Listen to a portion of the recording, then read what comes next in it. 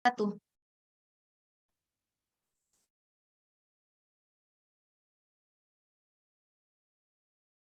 Waalaikumsalam warahmatullahi wabarakatuh.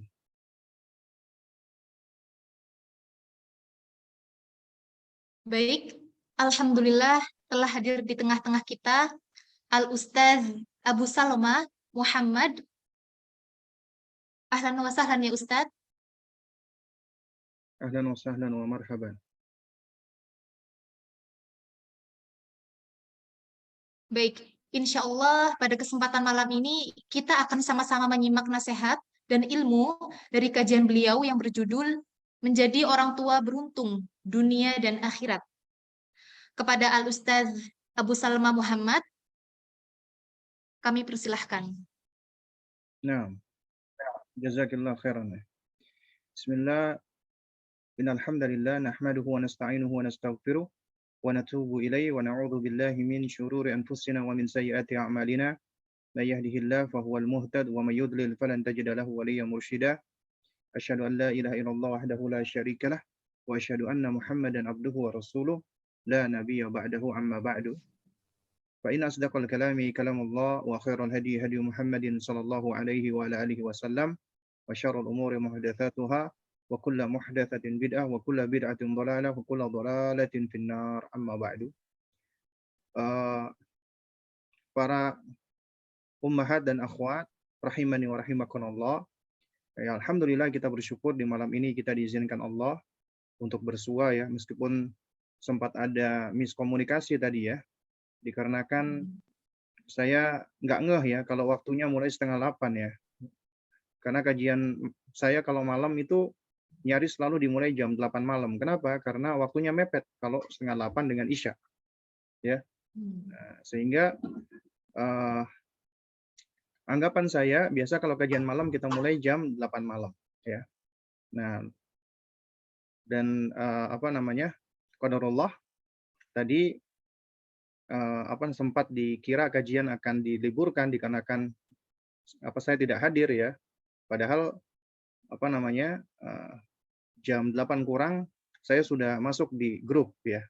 Nah, ini adalah pelajaran untuk kita semua ya, bahwasanya di dalam belajar atau menuntut ilmu ya, itu merupakan bagian dari adab untuk kita semua ya.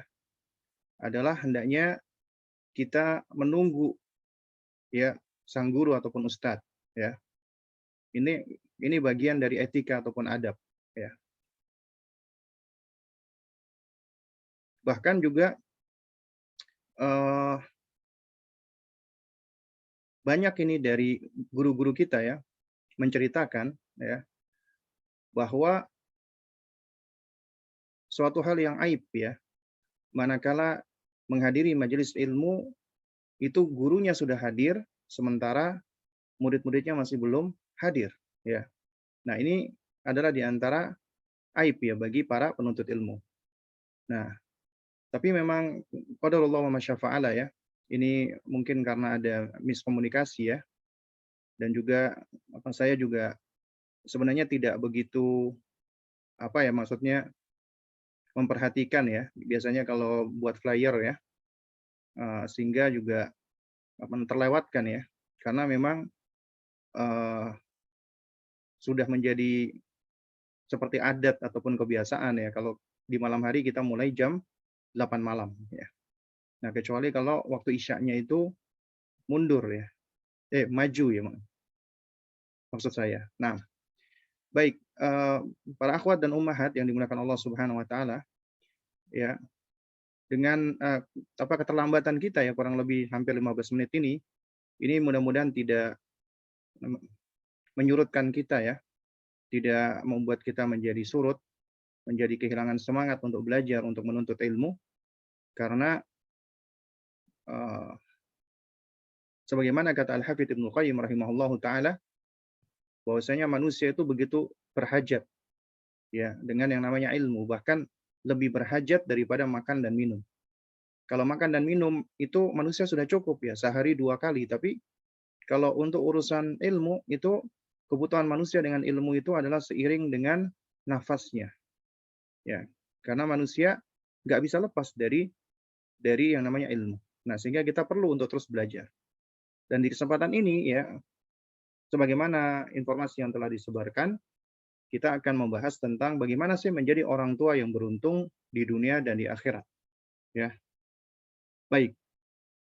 Jamaah sekalian muliakan Allah Subhanahu wa taala. Ya, kalau kita berbicara tentang menjadi orang tua yang beruntung, ya, pastinya definisi beruntung itu menurut manusia itu bermacam-macam. Ya, mereka punya pendapat yang berbeda-beda tentang definisi beruntung itu seperti apa. Ya. Nah, ini dikarenakan waktu ya. Jadi kita insya Allah tidak akan banyak bicara tentang definisi beruntung. Jadi kita langsung saja ya, kita mengambil standar yang sudah baku, standar dari Allah, yaitu dari Al-Qur'an. Ya. Dan juga sebenarnya banyak pula ya dari hadis-hadis Nabi yang bisa kita gali sebenarnya, yaitu standar keberuntungan dari hadis Nabi. Ya. Namun karena keterbatasan waktu ya, kita insya Allah hanya mencukupkan, yaitu diantaranya adalah 6 karakter orang yang beruntung, terutama orang tua yang beruntung yang disebutkan di dalam Al-Quran yang kita akan petik, dan itu sebagai modal kita agar kita bisa menjadi orang tua yang beruntung di dunia dan di akhirat. Nah, baik, jamaah sekalian muliakan Allah Subhanahu wa taala. Bagaimana sih karakter orang tua yang beruntung itu?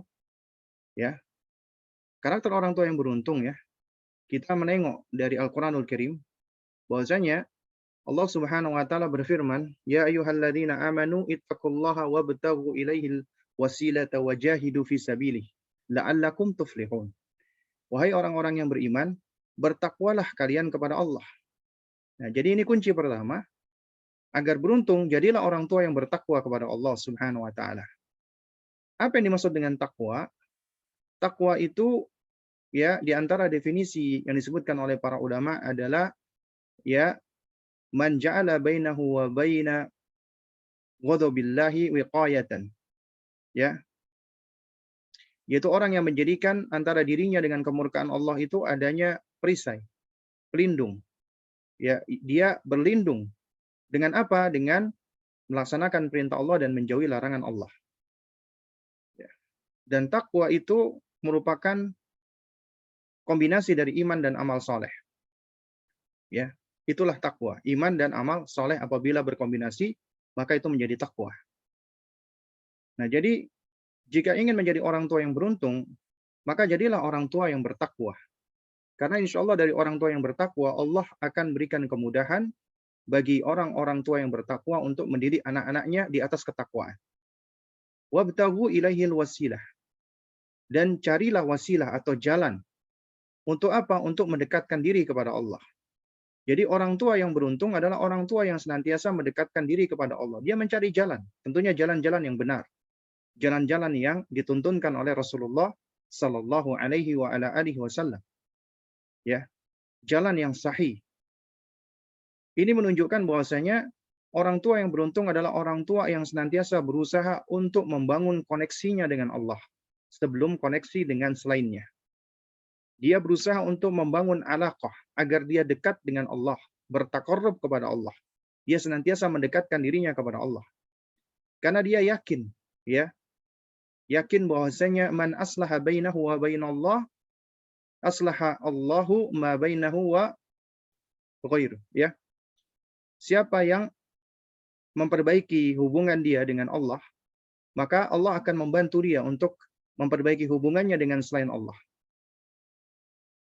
Nah, oleh karena itu apabila kita ingin membangun koneksi dengan anak kita, maka awali dengan kita bertaqarrub kepada Allah, mendekat kepada Allah, memperbaiki koneksi kita dengan Allah. Maka niscaya Allah akan berikan kita kemudahan untuk bisa membangun koneksi dengan anak-anak kita, keluarga kita. Sehingga anak kita dengan kita itu memiliki kedekatan. Ya, kita dekat dengan anak kita. Kemudian wajahidu fi sabilih. Dan berjihadlah, berjuanglah di jalannya, di jalan Allah Subhanahu wa taala. Kita bermujahadah, ya. Dan yang namanya jihad memang secara asal apabila disebutkan di dalam Al-Qur'an maknanya adalah qital, perang. Namun secara umum ya, itu maknanya adalah kita berjuang, berjihad, berupaya dalam rangka untuk menegakkan al-haq, ya, dalam rangka untuk menentang kebatilan, dan dalam rangka untuk ya berupaya mendekatkan diri kepada Allah dengan sungguh-sungguh, maka itu juga bagian dari jihad, ya. Dan jihad itu juga bisa dengan ilmu, bisa dengan harta, bisa dengan waktu, bisa dengan tenaga, dengan apapun yang kita miliki. Dan apabila itu kita khidmatkan dan kita haturkan untuk Allah, ya, dan kita niatkan karena Allah, maka itu bisa menjadi jihad di jalan Allah. Karena yang Allah katakan la'allakum tuflihun, ya, agar kalian beruntung, kalian mendapatkan al-falah, ya, kalian mendapatkan keberuntungan. Nah, jadi kunci pertama, apabila Anda ingin menjadi orang tua yang beruntung di dunia dan di akhirat, maka jadilah orang tua yang bertakwa dan orang tua yang senantiasa berusaha untuk mencari jalan mendekatkan diri kepada Allah dan berjihad, berjuang di jalan Allah.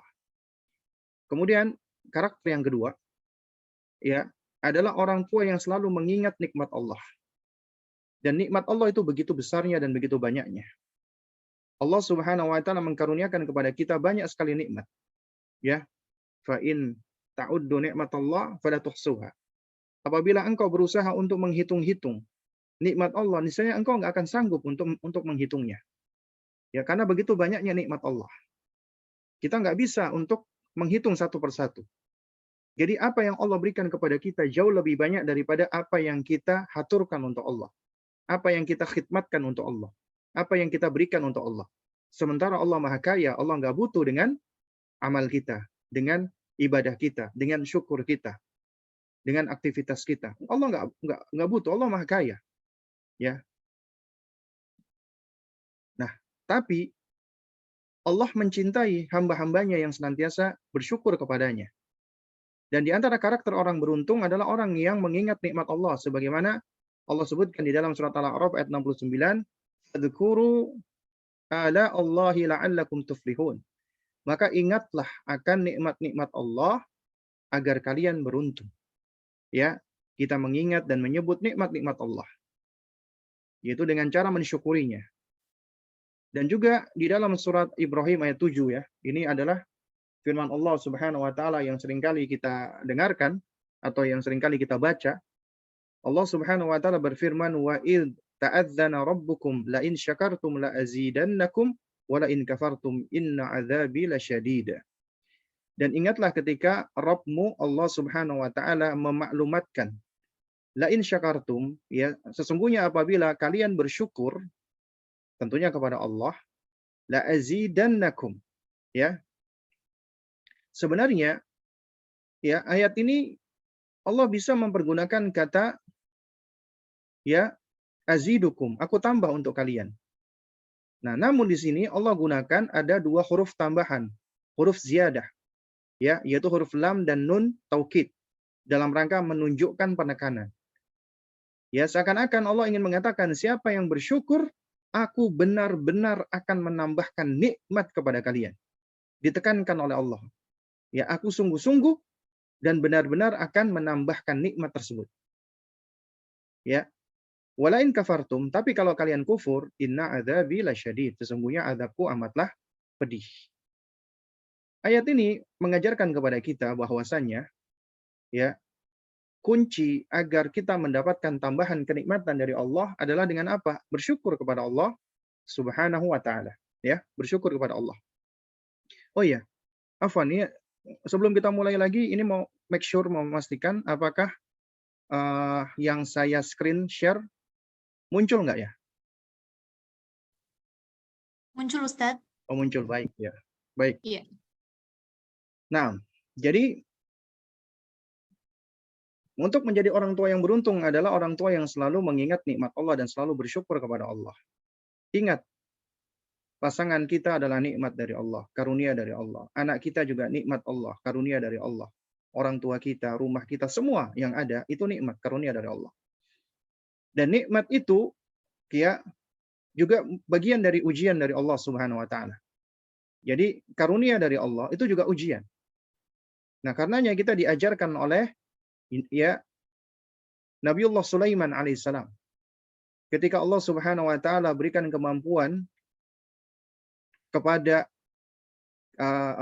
orang kepercayaan beliau, untuk bisa memindahkan apa namanya arsy-nya Bilqis ya, singgasananya Bilqis yang begitu besarnya dalam sekejap mata.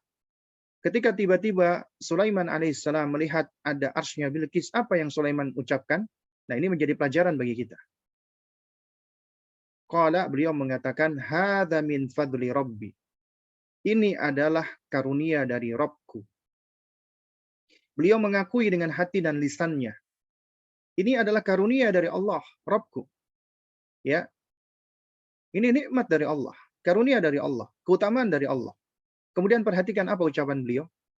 Dia beluani untuk menguji aku, ngetes aku, mencoba aku. Aashkuru am akfur. Apakah aku bersyukur ataukah aku malah kufur? Aashkuru am akfur. Aku bersyukur ataukah aku malah kufur kepada Allah Subhanahu wa taala. Kemudian kata beliau, ya, wa man syakara fa innama yashkuru li nafsihi. Dan siapa yang bersyukur, maka sesungguhnya dia bersyukur untuk dirinya, untuk kebaikan dirinya. Wa man kafara fa inna rabbi ghaniyun hamid. Dan siapa yang kufur, sesungguhnya Allah Rabbku, Tuhanku, maha kaya lagi maha terpuji. Gak butuh dengan syukur kalian, karena Allah maha kaya. Makanya siapa yang bersyukur akan kembali. Karena itu, orang tua yang senantiasa bersyukur, mensyukuri apa yang ada, hidupnya akan tenang, dia akan qanaah. Ya, dia akan menjadi sosok yang penyabar, ya, yang akan selalu mengapresiasi semua bentuk kebaikan sekecil apapun, dan dia akan menjadi orang yang beruntung dan orang yang bahagia, ya.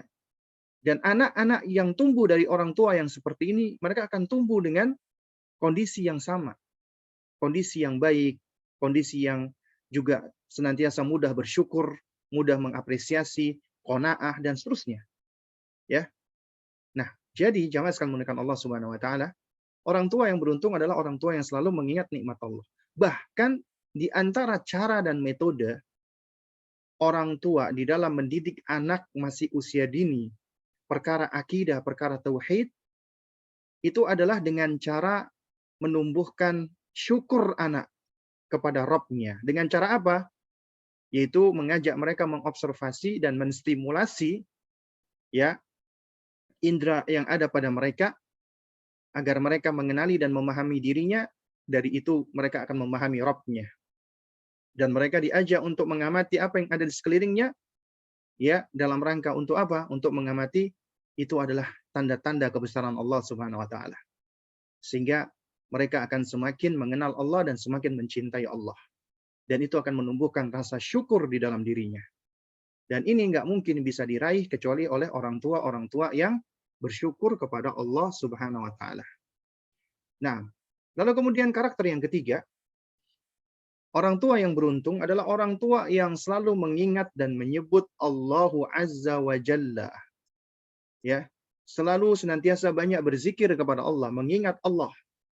Sebagaimana dalam firman-Nya, "Wadhkurullaha katsiran la'allakum tuflihun." Dan perbanyaklah menyebut nama Allah, berzikir kepada Allah, mengingat Allah.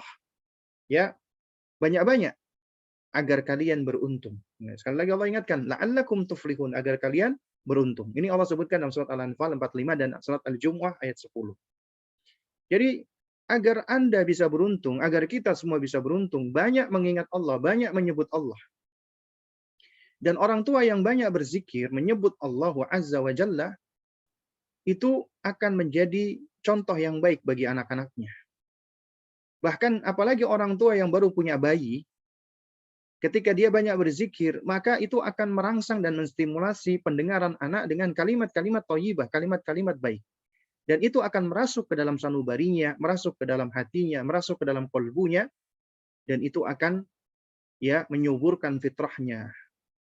Itu akan semakin membuat fitrahnya dia itu semakin subur, semakin bertumbuh, dan semakin kuat, insya Allah. Sehingga anak pun akan menjadi anak yang beruntung. Karena apa? Karena dia tumbuh di atas fitrahnya. Orang tua yang memelihara dan menjaganya. Kenapa? Karena orang tuanya banyak berzikir kepada Allah dan banyak mengingat Allah Subhanahu wa taala. Dan orang yang banyak berzikir kepada Allah, Allah akan karuniakan kepadanya ketenangan. Ketenangan itu adalah salah satu elemen atau unsur kebahagiaan. dan unsur keberuntungan. Ada nggak kira-kira orang yang beruntung tapi dia nggak tenang, nggak tentram? Orang yang nggak tenang, nggak tentram, nggak mungkin dia beruntung. Karena orang yang beruntung, dia adalah orang yang mendapatkan kedamaian, ketentraman. Dan ini sudah Allah Subhanahu wa taala firmankan, alladzina amanu ya alladzina amanu wa tatma'innu qulubuhum bi dzikrillah. Orang-orang yang beriman dan hati mereka menjadi tentram, menjadi damai dengan mengingat Allah, dengan berzikir kepada Allah. Ala bi dzikrillahi tatma'innul qulub. Ingatlah, hanya dengan mengingat Allah, berzikir kepada Allah, maka hati pun akan menjadi tentram, akan menjadi damai. Orang tua yang banyak berzikir kepada Allah akan menjadi orang tua yang tenang, yang tentram, yang damai, yang penyabar. Bukan orang tua yang ya temperamental, emosional, ya yang seperti sumbu pendek ya. Itu malah seringkali menyebabkan anak-anak juga terpengaruh secara buruk dengan perilaku orang tua yang seperti ini. Obatnya bagi orang tua yang temperamental, yang emosional, ya adalah banyak berzikir kepada Allah, banyak mengingat Allah. Karena ketika Allah mengatakan ala bidzikrillahi tatmainnul qulub, itu Allah nggak mungkin berfirman sia-sia, nggak mungkin Allah itu ketika berfirman, firmannya itu tidak berlaku, nggak mungkin. Kalau ada orang banyak berzikir tapi dia tidak tenang, berarti ada yang keliru. Dan sebab kelirunya biasanya dari dua poros, dari dua poin. Pertama, zikirnya adalah tidak ikhlas karena Allah. Dia tidak ikhlas. Zikirnya dia mungkin tendensi dunia. Dia berzikir untuk supaya usahanya lancar. Dia berzikir supaya dapat jodoh. Dia berzikir supaya ini dan itu. Tujuannya dunia. Bukan karena Allah, bukan karena mencintai Allah, bukan karena merindukan Allah, bukan karena mengharapkan balasan dari Allah, bukan. Tapi karena tendensi dunia. Maka zikirnya nggak bermanfaat untuk dirinya. Atau yang kedua, zikirnya tidak sesuai dengan tuntunan Nabi. Zikirnya ngarang-ngarang, zikirnya bid'ah. Ya, zikir-zikir yang tidak ada tuntunan dari Nabi SAW, atau zikir-zikir yang menyelisih syariat. Ya. Atau juga zikir yang tidak dipahami maknanya. Cuman lisannya menggerakkan, lisannya digerakkan tapi nggak ngerti apa yang dia baca. Sehingga lisannya bergerak tapi hatinya lalai. Maka nggak bermanfaat zikirnya tersebut. Karena itu, ya, zikir yang dijiwai, zikir yang difahami, zikir yang diiringi dengan keikhlasan, dan zikir yang sesuai dengan tuntunan, maka itulah yang akan tatmainnul qulub. Dan orang tua yang banyak berzikir kepada Allah, bermanfaat untuk dirinya dan bermanfaat untuk anak-anaknya. Dia akan menjadi orang tua yang beruntung, insya Allah. Kemudian yang berikutnya adalah, karakter berikutnya adalah orang tua yang senantiasa menegakkan salat dan berbuat kebaikan. Maka dia adalah orang tua yang beruntung. Sebagaimana firman Allah Subhanahu wa taala, ya ayyuhalladzina amanu irka'u wasjudu wa'budu rabbakum waf'alul khaira la'allakum tuflihun. Wahai orang-orang yang beriman, rukuklah kalian, sujudlah kalian, dan sembahlah Rabb kalian. Ya, dan kerjakanlah amal kebaikan agar kalian beruntung. Surat Al-Hajj ayat ke-77. Ya. Di dalam ayat ini Allah menerangkan orang-orang yang beriman yang rukuk, yang sujud. Rukuk sujud itu ada di mana? Di salat. Artinya salat. Dan orang yang senantiasa beribadah kepada Allah. Nah, dan seringkali apabila disebutkan ya kata ibadah, ya'budun atau dengan fi'il amr wa'bud atau wa'budu, itu kata Abdullah bin Abbas radhiyallahu taala anhuma, enggak lepas maknanya dari ya mentauhidkan Allah. Wahidu rabbakum. Tauhidkanlah Rabbmu, Rabb kalian. Ya. Waf'alul khaira, dan berbuatlah kebaikan. Ya. Kerjakan kebaikan. Ya. Maka kalian akan beruntung. Nah, kalau kita perhatikan ya jamaah sekalian, coba ini kita lihat bab tentang salat. Ya. Kita tahu ya salat itu adalah sebenarnya karunia dari Allah. nikmat dari Allah yang Allah berikan kepada umat manusia, yang Allah berikan kepada kaum muslimin khususnya. Karena ketika Allah menciptakan kita, dan Allah telah tanamkan di dalam diri kita fitrah, yang sejatinya fitrah kita itu mengajak untuk mengenal Allah, bahkan mencintai dan merindukan Allah, tapi kita diuji oleh Allah. Selama kita hidup di dunia ini, kita gak bisa langsung bertemu dengan Allah. Namun Allah memberikan kepada kita instrumen agar kita bisa mengenali Allah melalui ciptaannya dan melalui firman-Nya, kalamnya yang Allah turunkan melalui perantaraan para rasul dan para nabi. Itu ujian bagi kita. Tapi di antara kebaikan Allah adalah Allah berikan kita alat untuk bisa ya menghubungin Allah, untuk bisa berkoneksi dengan Allah. Ya. Untuk bisa terhubung dengan Allah. Yaitu apa? Salat dan doa. Makanya Allah istimewakan salat, Allah perintahkan salat itu langsung kepada Nabi. Allah mi'rajkan Nabi, Nabi bertemu dengan Allah dan Allah perintahkan langsung salat. Karena betapa besarnya urusan salat. Makanya salat itu adalah suatu hal yang pertama kali akan dihisab oleh Allah Subhanahu wa taala. Bahkan yang membedakan muslim dan kafir adalah salat, sebagaimana sabda Nabi sallallahu alaihi wasallam, ya al-ahdu bainana wa bainahum as-shalah, faman tarakaha faqad kafar. Yang membedakan antara kita dengan mereka, orang-orang kafir, orang-orang musyrikin adalah salat. Siapa yang meninggalkan salat maka dia telah kafir. Itu kata Nabi sallallahu alaihi wasallam. Nah, karena itu para nabi, para rasul dan orang-orang saleh, mereka meletakkan tentang salat ini adalah sebagai bagian yang penting di dalam pendidikan. Bahkan Nabiullah Ibrahim alaihissalam mengajarkan kita untuk mendoakan anak-anak kita, keturunan kita agar bisa menjadi apa? Muqimas shalah, orang-orang yang menegakkan salat. Bahkan Allah Subhanahu wa taala berfirman kepada nabi kita, ya, wa'mur ahlaka bis salati wastabir 'alaiha. Perintahkanlah keluargamu untuk salat wahai Muhammad dan bersabarlah di dalam melaksanakannya. Demikian pula ketika Allah Subhanahu wa taala memuji Nabi Ismail alaihissalam, ya, di antara yang menjadi pujiannya adalah kana ya'muru ahlahu bis shalah. Ya, Ismail itu senantiasa memerintahkan keluarganya untuk salat. Kita juga belajar dari Luqman alaihissalam. Luqman sosok yang istimewa, bukan nabi, bukan rasul, tapi Allah abadikan namanya di dalam Al-Qur'an dan Allah abadikan sosoknya dan bisa menjadi figur contoh bagi kita, terutama para ayah di dalam mendidik anak-anaknya. Di antara nasihat Luqman adalah ya bunayya, wahai nak, aqimis shalah, tegakkan salat. Wa'mur bil ma'rufi wanha 'anil munkar. Beramar ma'ruf nahi munkarlah, wasbir 'ala ma asabak, sabarlah atas apa yang menimpamu, inna dzalika min azmil umur. Karena sesungguhnya demikian itu termasuk perkara yang penting. Di sini Luqman alaihissalam menasihatkan anaknya untuk menegakkan salat. Demikian pula Nabi SAW itu sudah mengajarkan kepada kita orang tua, ya, kapan kita memerintahkan anak untuk salat. Nabi mengatakan muru auladakum bisolati wa hum abna'u sab'in wadribuhum 'alaiha wa hum abna'u ashrin. Ya, perintahkanlah anakmu untuk salat di usia 7 tahun dan pukul kalau nggak salat di usia 10 tahun. Berarti mereka sudah diperintah untuk sholat di usia berapa? 7 tahun.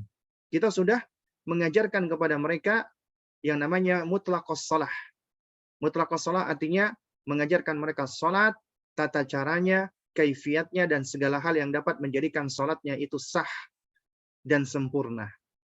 Apa yang menyebabkan sholat itu sah? Di antaranya adalah harus toharoh, harus bersuci. Berarti anak harus sudah diajarkan tentang bab toharo, bab bersuci. Ya. Lalu kemudian juga di antara yang menjadi syarat sahnya sholat adalah apa? Adalah sitru aurah, menutup aurat. Berarti anak harus sudah diajarkan tentang batasan aurat. Aurat laki-laki dan aurat wanita. Ya, dan seterusnya. Ini hal-hal yang harus sudah diajarkan.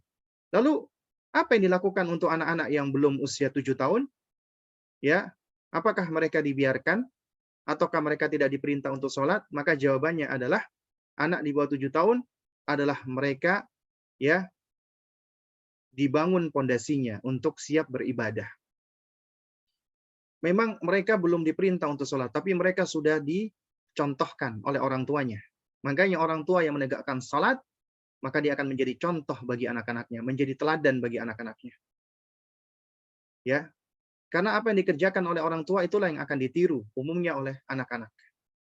Dan peran orang tua itu sangat penting, apalagi di dalam menjadi figur yang dicontoh oleh anak-anak, baik dalam kebaikan ataupun di dalam keburukan.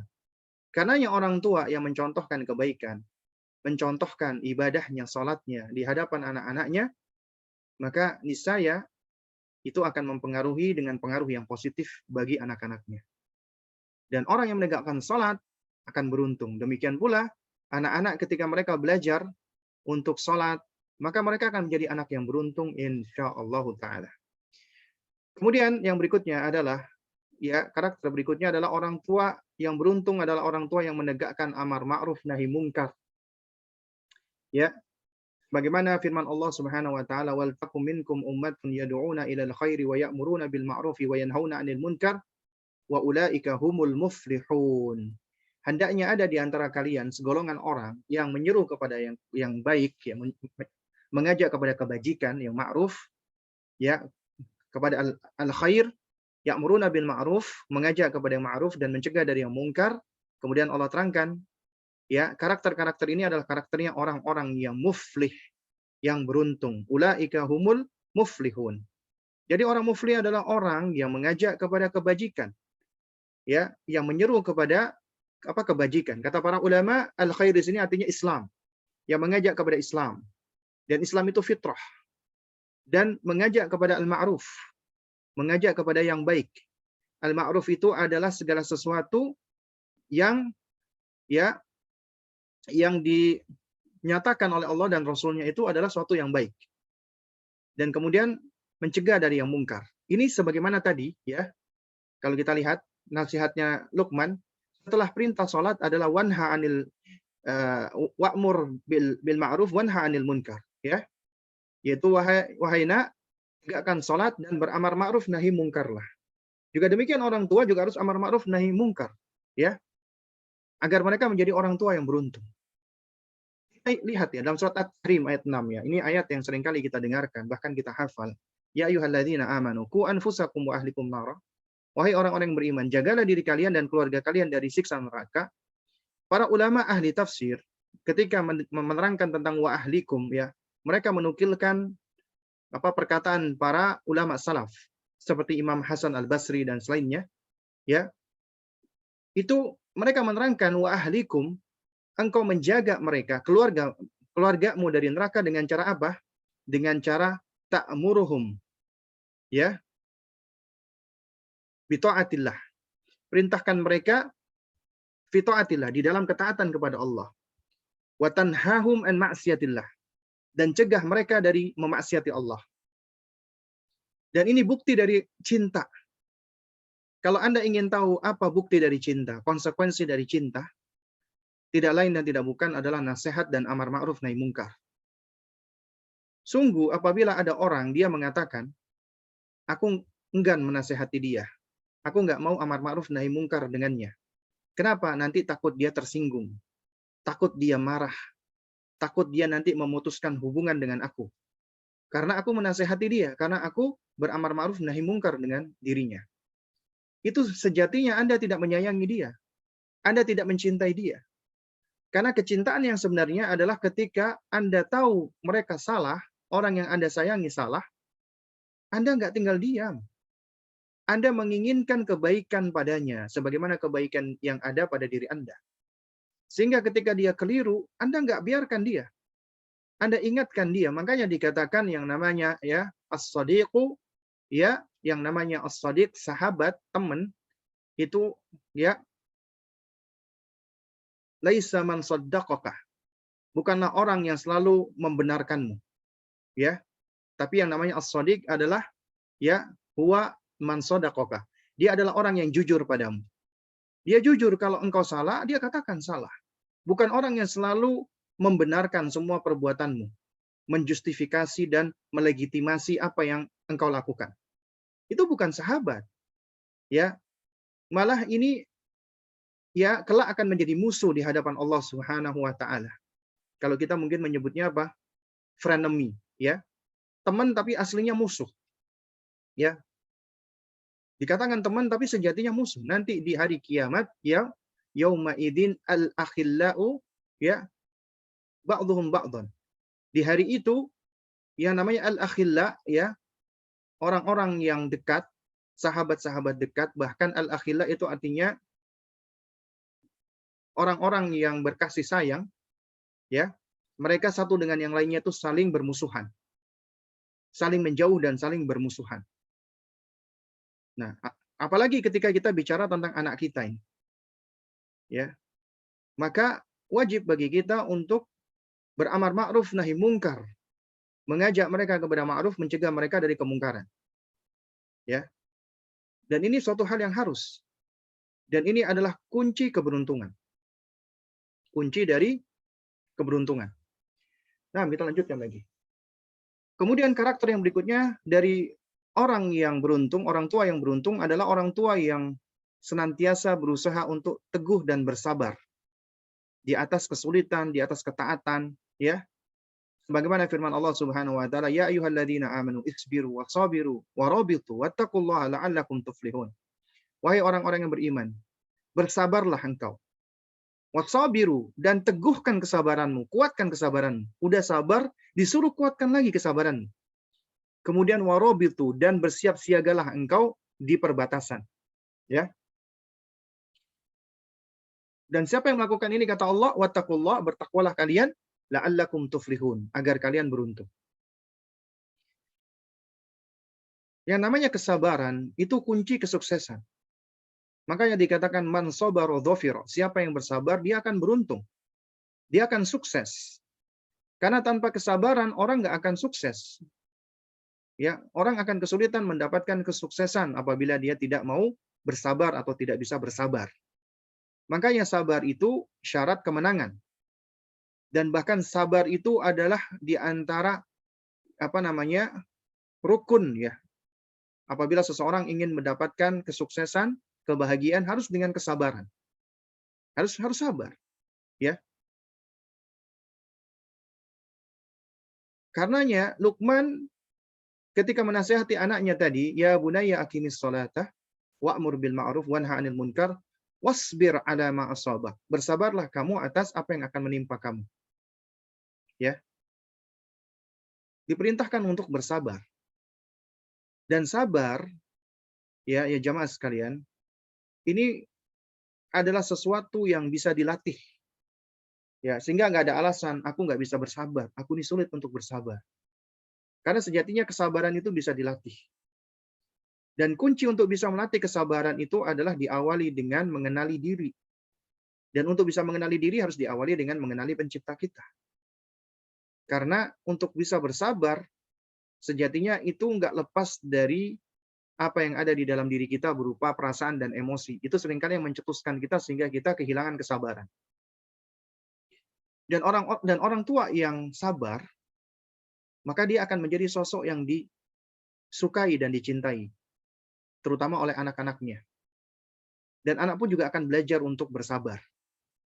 Sabar itu konsep penting di dalam pendidikan. Bahkan kalau kita perhatikan, ya, sejumlah negara-negara kafir seperti Jepang, ya ini negara non-muslim nih, ini negara kafir. Tapi ternyata ada beberapa nilai-nilai Islam, ya, ada value Islam itu yang ada pada mereka tapi hilang dari kita. Di antaranya konsep kesabaran dan bersabar, mengajarkan anak bersabar. Contoh misalnya mengajarkan anak-anak mereka untuk ngantri. Kita orang Indonesia itu cenderung melihat, ya, anak-anak itu kita lihat suksesnya itu hanya dari pencapaian akademik. Ya, tapi orang Jepang, mereka lihat anak usia dini, mereka nggak begitu mementingkan tentang pencapaian akademik. Ya, mereka itu lebih mementingkan tentang apa? Tentang pembangunan manners, adab. Makanya kunci keberhasilan pendidikan anak-anak Jepang, ya ini sudah ada yang melakukan penelitian. Itu ternyata kunci pertamanya adalah manners before knowledge. Adab sebelum ilmu. Ternyata konsepnya siapa? Islam. Konsepnya kaum muslimin. Hilang dari kita tapi ternyata diadopsi oleh mereka. Nah, oleh karena itu, mereka lebih senang anak-anaknya itu belajar ngantri daripada mereka belajar matematika. Kenapa? Belajar matematika itu gampang. Itu dipelajari cuman butuh waktu sebulan, 2 bulan bisa. Tapi ngantri itu butuh apa? Butuh pelajaran yang harus diulang-ulang dari semenjak kecil sehingga membentuk habit. Karena ketika anak itu ngantri, dia juga belajar bersabar. Dia belajar menghargai haknya orang lain. Dia belajar konsekuensi. Kalau dia datangnya terlambat, antriannya semakin panjang, dia belajar konsekuensi. Dia belajar juga bagaimana bersikap kreatif, menggunakan waktunya ketika sedang menanti dan menunggu. Jadi ternyata banyak pelajarannya. Nah, karenanya orang tua yang bersabar, ya Allah akan berikan keberuntungan kepadanya. Dan anak-anak juga akan lebih banyak belajar bersabar dari orang tua yang sabar, yang penyabar. Nah, kemudian yang berikutnya, di antara karakteristik orang tua yang beruntung adalah orang tua yang menjaga amanat. Bagaimana firman Allah, ya, walladzina hum li amanatihim wa ahdihim ra'un. Ya, dalam surat Al-Mu'minun, ya, ketika Allah memuji qad aflahal mu'minun, sungguh beruntung orang-orang yang beriman. Di antaranya adalah walladzina hum li amanatihim wa ahdihim ra'un. Yaitu orang-orang yang mereka memelihara amanat-amanat dan janji-janji mereka. Mereka adalah orang-orang mukmin yang beruntung. Ya. Yaitu orang yang menjaga amanat, menjaga janji. Dan di dalam surat Al-Anfal ayat 27 Allah ya mengingatkan, ya ayyuhalladzina amanu, wahai orang-orang yang beriman, la takhunullaha war rasula, janganlah kalian mengkhianati Allah dan Rasulnya. Ya. Wa takhunu amanatikum wa antum ta'lamun, dan kalian mengkhianati amanat-amanat yang dipercayakan kepada kalian sementara kalian mengetahui. Juga dalam firman Allah Subhanahu wa taala surat An-Nisa, innallaha ya'murukum an tu'addul amanati ila ahliha. Sesungguhnya Allah memerintahkan kalian untuk menunaikan amanat kepada yang berhak menerimanya. Nah, kalau di dalam bab tentang masalah haknya anak, maka ila ahliha di sini adalah tentunya kepada anak-anak. Anak adalah amanat dari Allah Subhanahu wa taala. Ini kita harus pahami ini. Anak amanat dari Allah, titipan dari Allah, bukan milik kita. Allah ciptakan dan Allah berikan kepada kita sebagai titipan, sebagai amanat. Ya. Jadi anak adalah amanat dari Allah Azza wa Jalla. Jadi bukan milik kita. Karena itu amanat, maka wajib dijaga, dipelihara. Dan menjaganya diantaranya dengan cara mensyukurinya. Ya, syukur dengan hati, dengan lisan, dan dengan perbuatan. Dengan perbuatan adalah ya mempergunakan nikmat itu dalam rangka untuk ketaatan kepada Allah. Maka amanat itu akan menjadi nikmat dari Allah. Demikian pula apabila amanat itu, maksud saya, di sisi lain apabila amanat itu diabaikan, ya, ditelantarkan, maka berarti dia telah kufur kepada Allah. Kufur kepada amanat. Nggak syukur dia.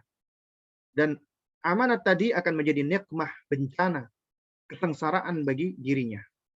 Nah, oleh karena itu Syekh Ibrahim Al-Wada'an hafizahullah, beliau ketika menerangkan anak adalah amanat, beliau katakan illa anna hadhihi ni'mah wa hadhihi zina la taktamilu illa bi salahil abna wa istiqamatihim 'ala ad-dini wa husnil khuluqi wa adabil Islam. Ya. Hanya saja anak sebagai nikmat dan anak sebagai perhiasan itu tidaklah akan sempurna kecuali dengan kesalihan anak. Apabila anak itu menjadi anak yang saleh dan istiqomah di atas agama dan memiliki akhlak yang baik, perangai yang baik, dan adab Islam yang baik, ya, maka akan semakin sempurna nikmat tersebut. Artinya, kalau misalnya orang punya anak tapi anaknya nggak saleh, malah taleh, anaknya nggak istiqomah di atas agama, jarang sholat, jarang ibadah, kemudian akhlaknya jelek, nggak punya adab misalnya, maka ini menjadi bencana bagi orang tuanya, bencana di dunia dan bencana di akhirat. Ya, karena itu wajib bagi kita untuk memelihara amanat tadi. Anak adalah amanat dari Allah yang harus kita pelihara. Kita tunaikan hak-haknya dengan cara kita asuh, kita didik dengan baik dan benar. Nah, kita lanjutkan lagi sedikit ya. Nah, oleh karena itu, ya, karakter yang berikutnya yang harus kita pahami pula, orang tua yang beruntung adalah orang tua yang menjaga diri dari kemaksiatan. Ya. Orang tua yang menjaga dari kesyirikan, kebid'ahan, dan kemaksiatan, maka mereka akan menjadi orang tua yang beruntung. Karena apabila mereka menjauhkan diri dari keburukan, kemaksiatan, maka ya sejatinya mereka juga menjauhkan anaknya dari keburukan-keburukan tersebut. Coba kita perhatikan firman Allah Subhanahu wa taala. Ya ayyuhalladzina amanu, wahai orang-orang yang beriman. Innamal khamru wal maisiru wal ansabu wal azlamu rizsun min amali syaitan. Ya, wahai orang-orang yang beriman, ya sesungguhnya khamr, minuman keras, judi, ya, kemudian berkurban untuk berhala, ansab ya, dan kemudian mengundi nasib dengan anak panah, itu adalah rijsun, ya, perbuatan najis, keji, bin amali syaitan, termasuk perbuatan syaitan. Kemudian Allah perintahkan untuk menjauhi fajtanibuhu, maka jauhilah. Jauhilah khamr, jauhilah judi, jauhilah berhala-berhala, dan jauhilah mengundi nasib. Ya, la'allakum tuflihun, agar kalian beruntung. Jadi tipikal orang tua beruntung adalah orang tua yang menjauhkan dari segala bentuk keburukan dan kemaksiatan. Termasuk riba. Ya. Bagaimana firman Allah Subhanahu wa taala, ya? Nah. Mana ya? Ya ayyuhalladzina amanu la ta'kulu riba adha'afan mudha'afah wattaqullaha la'allakum tuflihun. Wahai orang-orang yang beriman, janganlah kamu memakan riba dengan melipat gandakannya, dan bertakwalah kepada Allah agar kamu beruntung. Nah, jadi di antara karakter orang tua yang beruntung adalah orang tua yang menjauhi riba, tidak memakan harta riba. Bahkan di antara sebab kesolehan anak adalah orang tua yang menjauhkan anaknya dari riba dan dari segala bentuk keharaman, baik makanannya, pakaiannya, atau selainnya. Ya karena kita tahu ya, makanan yang kita berikan, pakaian yang kita pakaikan kepada anak kita, apabila itu berangkat dari yang haram, maka itu sejatinya dapat menjadi penghalang diterimanya doa seorang hamba. Sebagaimana kita tahu di dalam sebuah riwayat, di mana ada seorang laki-laki yang tubuhnya dengan pakaian yang compang-camping, ya, pakaiannya berdebu, rambutnya kusut masai, ya, dia menunjukkan tanda-tanda perjalanan. Berarti dia musafir. Musafir itu, ya, adalah di antara salah satu, ya, waktu seseorang diijabahi doanya. Jadi di antara waktu-waktu mustajabah adalah ketika safar. Ketika sedang safar. Ya. Lalu kemudian dia mengangkat kedua tangannya ke atas langit. Mengangkat kedua tangan di atas langit juga termasuk sebab-sebab diijabahi doa. Ya. Bahkan di dalam suatu riwayat, ya, Nabi mengatakan Allah malu dengan permintaan seorang hamba yang mengangkat kedua tangannya apabila tidak Allah berikan. Nah, ini berarti sebab di antara diterimanya doa. Kemudian dia mengucapkan ya Rabbi, wahai Rabbku, wahai Rabbku. Itu juga termasuk salah satu di antara Allah mengijabahi doa ketika, ya, menyebut-nyebut namanya dengan penuh ketundukan. Tapi kata Nabi SAW, ya, namun mat'amuhu haramun. Dia makan dari makanan yang haram. Ya. Wa mashrabuhu haram, minumannya haram. Wa malbasuhu haram, pakaiannya juga haram, ya. Dan dia udhiya bil haram, dia, ya, diasup dengan segala sesuatu yang haram. Fa anna yustajaba lahu, lantas bagaimana bisa dikabulkan doanya? Orang-orang yang tidak dikabulkan doanya, beruntung tidak? Enggak beruntung. Karena itu makanya wajib untuk menjauhkan diri dari kemaksiatan dan dari hal-hal yang dapat menjauhkan Allah mengabulkan doa-doa kita. Waliyadzubillah. Kalau sampai kita terhalang dari diterimanya doa kita. Lantaran karena kita, ya, banyak melakukan kemaksiatan dan memakan yang haram. Nah, karena itu makanya diperintahkan untuk menjauhi keburukan-keburukan ini. Nah, kita lanjutkan. Ya. Lalu kemudian karakter yang terakhir yang kita bahas ya dari orang tua yang beruntung adalah orang tua yang hikmah. Orang tua yang hikmah, hikmah itu artinya wad'u syai' fi mahalli, meletakkan sesuatu pada tempatnya. Dia tahu konteksnya, tahu tempatnya. Nah, ini di antara dalilnya adalah firman Allah Subhanahu wa taala, "Wa'tul buyuta min abwabiha wattaqullaha la'allakum tuflihun." Masukilah rumah-rumah itu dari pintu-pintunya dan bertakwalah kepada Allah agar kalian beruntung. Ya, ini memang makna secara zahirnya adalah ketika masuk rumah harus dari pintu, enggak melalui jendela, enggak melalui atas, ya artinya seperti orang yang menyelinap, ya. Nah, namun secara umum maknanya adalah ketika kita ingin memasuki ke suatu urusan, maka masukilah dari pintu-pintunya. Ya, seperti misalnya contoh ya, ini banyak digunakan dalil ya ayat ini. Ketika para ulama memberikan nasihat, misalnya bagi seseorang yang dia ingin berhubungan dengan lawan jenisnya.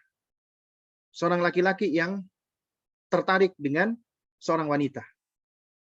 Lalu kemudian dia menghubungi dengan WA, dengan SMS, dengan telepon. Nah, berarti dia telah menghubungi wanita ini, dia telah memasuki rumah bukan dari pintunya. Karena itu laki-laki seperti ini hendaknya harus dijauhi.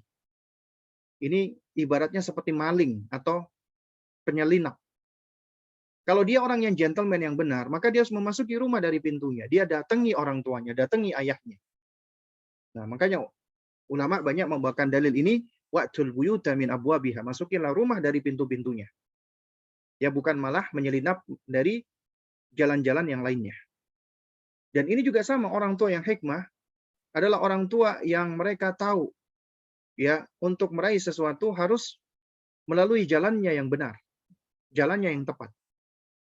Dan itulah hikmah. Sebagaimana kata Ibnu Qayyim rahimahullah, hikmah adalah fi'lun ma yanbaghi 'alal wajhil ladzi yanbaghi fil waqtil ladzi yanbaghi. Melakukan sesuatu yang tepat dengan metode yang tepat di waktu yang tepat. Itulah hikmah. Ya. Nah, jamaah sekalian dimuliakan Allah Subhanahu wa taala. Oleh karena itu kita harus paham ini.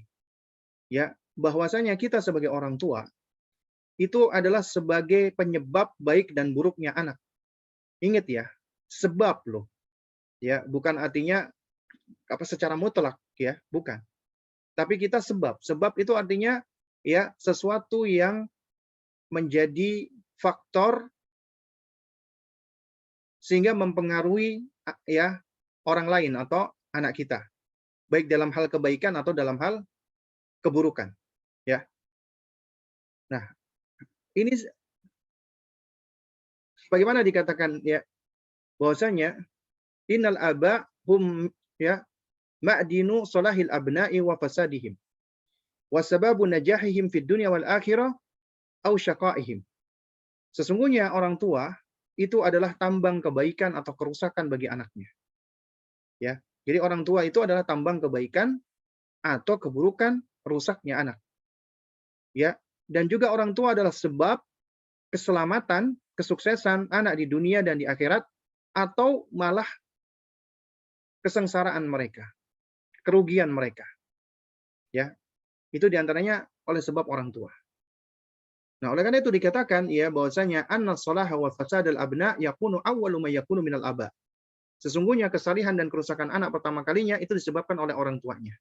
Nah, di sini memang disebutkan al-aba bisa bermakna kedua orang tua, bisa bermakna khusus yaitu ayah. Karena memang ayah itu memiliki peran yang besar di dalam kerusakan suatu keluarga atau baiknya suatu keluarga. Nah, oleh karena itu Allah Subhanahu wa taala tetap memuliakan Imran ya dan memuji Imran ya sebagaimana dalam firman-Nya innallaha astafa Adama wa Nuha wa ala Ibrahim wa ala Imrana alal alamin. Sesungguhnya Allah memilih secara spesial khusus ya Adam, Nuh, keluarga Ibrahim dan keluarga Imran. Padahal Imran bukan nabi, bukan rasul, tapi Allah istimewakan. Bahkan ketika istrinya Hana melahirkan Maryam, beliau sudah meninggal dunia, tapi Allah tetap mengingat dan menyebutkan namanya. Bahkan ketika menyebutkan nama istrinya Hana, Allah nggak sebutkan namanya. Padahal putrinya disebutkan namanya berulang-ulang kali, Maryam. Tapi ibunya Maryam, Hana, tidak disebutkan. Malah disebutkan Imra'ata Imran, istrinya Imran. Seakan-akan Allah ingin mengingatkan pentingnya sosok Imran. Sosoknya laki-laki, sosoknya suami. Sehingga suami itu sangat berperan di dalam kebaikan ataupun keburukan. Ingatlah ucapan Ibnu Qayyim rahimahullahu taala, wa kam mimman ashqa waladahu wa faladata kabdihi fid dunya wal akhirah bi ihmalihi wa tarki ta'dibihi. Betapa banyak orang tua yang menyengsarakan anaknya, buah hatinya di dunia dan di akhirat. Dengan cara apa? Menelantarkannya, nggak mau memperhatikannya, dan tidak mau mendidiknya. Wa i'anatihi lahu ala syahawatihi, dan malah memfasilitasi syahwatnya, mensupport dia untuk melakukan sesuai dengan hasratnya, syahwatnya. Lucunya, wa yaz'amu annahu yukrimuhu wa qad ahanahu. Ya, sementara dia mengira, dia menduga dia telah memuliakan anaknya, padahal sebenarnya dia menghinakan anaknya, merendahkan anaknya. Wa annahu yarhamuhu wa qad dzalamahu wa haramahu. Dia juga mengira dia menyayanginya, padahal dia telah menganiaya dan menzalimi anaknya. Kemudian perhatikan kata Ibnu Qayyim rahimahullah, wa idza tabartal fasada fil auladi ra'aita amatahu min kibalil aba. Jika engkau amati kerusakan anak-anak ini, penyebab utamanya adalah ada pada ayah, pada orang tuanya. Ya, karena itu, ya, apabila Anda melihat nih anak-anak itu rusak, itu nggak lepas dari sebab orang tuanya. Nah, oleh karena itu penting bagi kita untuk terus belajar. Makanya dikatakan you can't pour from an empty cup. Anda tidak bisa menuang dari cangkir yang kosong. Karenanya kita harus mengisi diri kita. Belajar agar kita menjadi better parent, orang tua yang baik, yang terbaik, yang lebih baik. Bukan menjadi sempurna, nggak ada yang sempurna. Nggak bisa kita meraih kesempurnaan.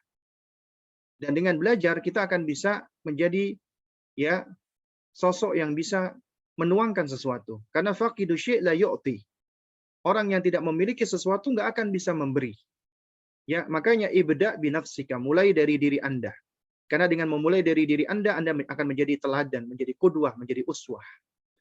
Sebagaimana perkataan seorang salaf, ya, liyakun awwala islahika libaniya islahuka li nafsika fa inna uyubahu ma'qudatun bi'aibika fal hasanu 'indahu ma fa'alta wal qabihu ma tarakta. Hendaknya pertama kali caramu mensolehkan anakku adalah dengan cara engkau mensolehkan dirimu terlebih dahulu. Karena aib mereka itu terikat dengan aibmu. Jadi kebaikan menurut mereka, anak-anak, adalah apa yang engkau kerjakan. Keburukan bagi mereka, apa yang engkau tinggalkan. Karena itu, ya, apa yang kita kerjakan itu yang akan diamati oleh anak-anak kita, dan itulah yang menjadi standar mereka menilai sesuatu. Dan yang terakhir, perlu kita pahami, anak itu investasi yang tak lekang dimakan zaman. Mungkin ada sebagian orang mengatakan, kok tega sih orang tua menjadikan anak itu investasi? Seakan-akan anak itu dijadikan sebagai sarana obsesi orang tua untuk meraih sesuatu. Maka di sini kita jawab, ya, yang kita maksud dengan investasi di sini adalah, ya, kita menjadikan anak-anak kita itu sebagai anak-anak yang saleh, sebagai bentuk upaya kita di dalam menjaga amanat dari Allah. Jadi kebaikan-kebaikan pada anak kita sejatinya berasal dari Allah, dan Allah yang menentukan kebaikan tersebut, ya, sebagai bentuk balasan atas apa yang kita lakukan atau kita kerjakan. Jadi bukan artinya kita menjadikan anak itu sebagai obsesi kita, ya, supaya kita beruntung di dunia, atau juga kita menganggap agar beruntung di akhirat, kemudian anak kita paksa-paksa, misalnya dipaksa untuk menjadi penghafal Al-Quran, alih-alih anak-anak malah menghafal Quran, malah mereka membenci Al-Quran dan membenci orang tuanya, karena dipaksa, tidak hikmah. Ya, jadi yang dimaksud bukan seperti ini. Yang dimaksud adalah, ya, adalah orang tua yang mereka menjadikan anaknya itu dengan upayanya, dengan ikhtiarnya, anak-anak yang saleh. Sehingga anak itu kelak akan menjadi tambang kebaikan bagi orang tuanya. Itulah investasi yang sebenarnya. Karena ini sudah diterangkan oleh Nabi SAW. Inna min atyabi ma'akala rajulu min kasbihi wa waladuhu min kasbihi. Sesungguhnya, yang paling baik dari makanan seseorang adalah hasil jeripayahnya sendiri. Upayanya sendiri.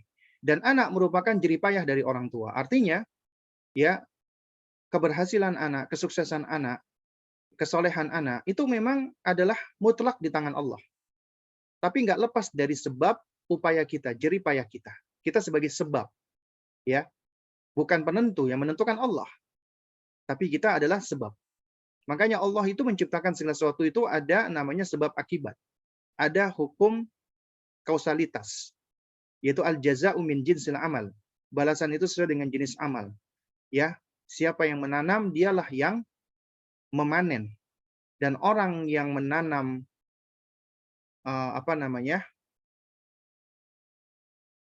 Dan orang yang menanam semak belukar, dia tidak akan memanen apel, nggak akan memanen anggur. Karena apa yang dia tanam itulah yang akan dia panen. Ya, asalnya demikian. Nah, juga demikian Nabi mengatakan idza matal insanu in qata amaluhu illa min thalatha min shadaqatin jariyah wa ilmin yuntafa'u bihi wa waladin shalih yad'u lahu. Jika seorang meninggal dunia, terputus amalnya kecuali 3 hal, sedekah jariyah, ilmu yang diambil manfaatnya, dan doa anak yang saleh. Nah, perhatikan di sini Nabi menyebutkan waladin salihin, anak yang saleh. Artinya nggak sama antara anak yang saleh dengan anak yang taleh, dengan anak yang tidak saleh. Nggak sama. Ya. Jadi suatu hal yang berbeda. Maka yang bermanfaat di sini adalah anak yang saleh. Misalnya ada anak kita yang nggak saleh, nggak pernah sholat, banyak bermaksiat, ya, kemudian juga durhaka sama orang tuanya. Nah, tapi kadang-kadang dia doa, ya Robbi ufirli wali walidayya. Maka tentunya doanya nggak sama dengan anak yang benar-benar dia ya taat kepada Allah, anak yang saleh. Ya. Dan anak yang saleh itu adalah sangat bermanfaat kepada orang tuanya. Itu investasi terbesar bagi manusia, punya anak yang saleh. Juga sebagaimana di dalam hadis yang lain, Nabi mengatakan, "Sab'un yajri lil abdi ajruhunna wa huwa fi qabrihi ba'da mautihi." Ada 7 amalan yang akan selalu mengalirkan pahala bagi seorang hamba meskipun dia sudah berkalang tanah, sudah terbaring di dalam lubang kuburannya setelah meninggalnya. Pertama adalah man 'allama ilman, orang yang mengajarkan ilmu yang bermanfaat tentunya. Atau yang kedua, au ajron naharon, orang yang mengalirkan air sungai sehingga dengan sungai itu dapat dijadikan sebagai irigasi tanaman, dijadikan untuk mandi, berwudu, ya, dan semisalnya. Maka dia dapat pahala yang mengalir selama air itu dapat dimanfaatkan. Au hafara bi'ron, atau orang yang menggali sumur. Ya, sehingga dengan sumur itu juga sama bisa dipakai untuk cuci-cuci, bersih-bersih, untuk tohara. Ya, au ghorosan nakhlan, atau orang yang menanam kurma sehingga dengan kurma itu orang bisa mengambil manfaatnya. Karena kurma ini adalah tanaman yang bermanfaat yang selalu berbuah sepanjang tahun. Makanya Nabi ibaratkan itu seperti seorang muslim. Ya, au bana masjidan, atau orang yang membangun masjid. Au warratha mushafan, atau orang yang ya mencetak mushaf dan membagi-bagikannya. Au taraka waladan yastaghfiru lahu ba'da mautihi, atau meninggalkan anak yang senantiasa memintakan ampunan bagi orang tuanya setelah orang tuanya meninggal. Nah, maka ini akan menjadi investasi yang tak lekang dimakan zaman. Karena itu anak bisa bermanfaat di dunia. Ya, karena kita tahu anak kita adalah ahli waris yang bisa ya melunaskan hutang kita, yang bisa membantu kita ketika kita sudah tua, anak yang merawat kita, ya. Nah, jadi ingat ya jamaah sekalian, ya. Ketika kita mendidik anak kita menegakkan haknya Allah, Allah nggak akan lupa tentang hak kita sebagai orang tua, ya. Dan ketika kita mendidik anak kita menjadi sosok yang saleh dengan izin Allah, maka Allah akan berikan taufik kepada anak kita untuk berbakti kepada kita, terutama ketika di hari tua kita. Makanya Allah seringkali mengingatkan, ya, yaitu mengingatkan hamba-hambanya. Wa imma yablughanna indakal kibara ahaduhuma aw kilahuma, ya, fala taqul lahumu uffin wala tanharhuma wa qul lahumu qawlan karimah. Ya, dan apabila ya apa namanya? Salah satu atau kedua orang tuamu telah berusia senja dan berada di bawah pengawasanmu, maka janganlah engkau mengatakan cih, bah, jangan membentaknya. Wala tanharhuma, dan ucapkanlah perkataan yang mulia. Itu perintah yang Allah Subhanahu wa taala perintahkan kepada hamba-hambanya. Ya. Nah, karena itu apabila orang tua itu mendidik anaknya di atas kebaikan, insya Allah anak pun juga akan membalas apa yang dilakukan oleh orang tuanya. Ya. Karena al-jaza min jinsil amal, balasan sesuai dengan jenis amal perbuatan. Kemudian manfaat anak ketika kita sudah meninggal dunia. Ketika kita sudah berkalang tanah. Misalnya kita belum haji. Kita bisa mendapatkan pahala haji dengan anak soleh yang membadalkan haji untuk kita. Ya. Atau misalnya kita punya hutang-hutang. Maka anak yang akan mengkodoknya. Kita punya hutang puasa, punya hutang harta, atau yang semisalnya.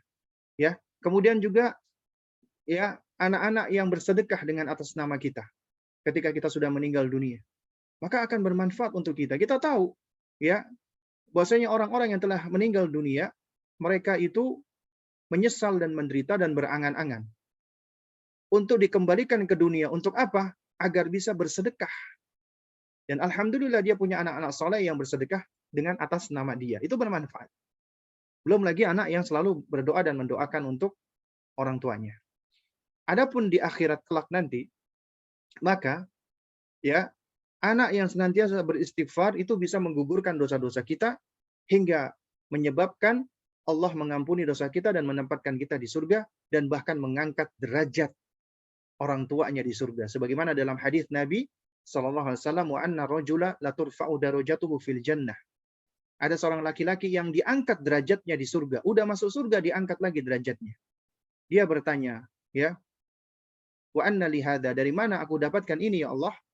Maka dijawab, faqila bistighfari waladika laka. Lantaran istighfarnya anakmu kepadamu. Anak yang selalu istighfar itu adalah ya tentunya investasi yang tak lekang dimakan zaman. Ya, bahkan bisa menggugurkan dosa dan mengangkat derajat orang tuanya di surga. Kemudian juga bagi mereka yang Allah karuniakan 2 anak perempuan atau lebih anak-anak perempuan. Maka anak perempuan itu di akhirat itu bisa menjadi sebab, disebut oleh Syekh Shalih Al-Utsaimin, jimaini, 2 huruf jim, sebagai jannah wa junnah. Jannah sebagai sebab orang tuanya masuk ke surga, junnah sebagai perisai penghalang orang tuanya masuk neraka. Ya. Nah, ini adalah manfaat anak-anak kita di akhirat. Jadi anak-anak kita bisa menjadi sebab kebahagiaan kita di dunia dan di akhirat, dan juga bisa menjadi sebab kesengsaraan kita di dunia dan di akhirat. Dan itu adalah kembalinya nggak lepas dari diri kita sendiri sebagai orang tua. Bagaimana kita ya mempersiapkan diri kita, bagaimana kita membentuk diri kita, bagaimana kita menjadikan diri kita sebagai sosok orang-orang yang beriman dan beramal saleh dan bertakwa kepada Allah, sehingga dengannya kita mendapatkan keberuntungan. Dan tentunya kita mengharapkan keberuntungan di dunia dan di akhirat. Ya. Dan yang perlu kita pahami, yang namanya mendidik anak itu proses. Tidak bisa instan dan tidak bisa mendadak. Karena kita mendidik bukan mendadak. Ya.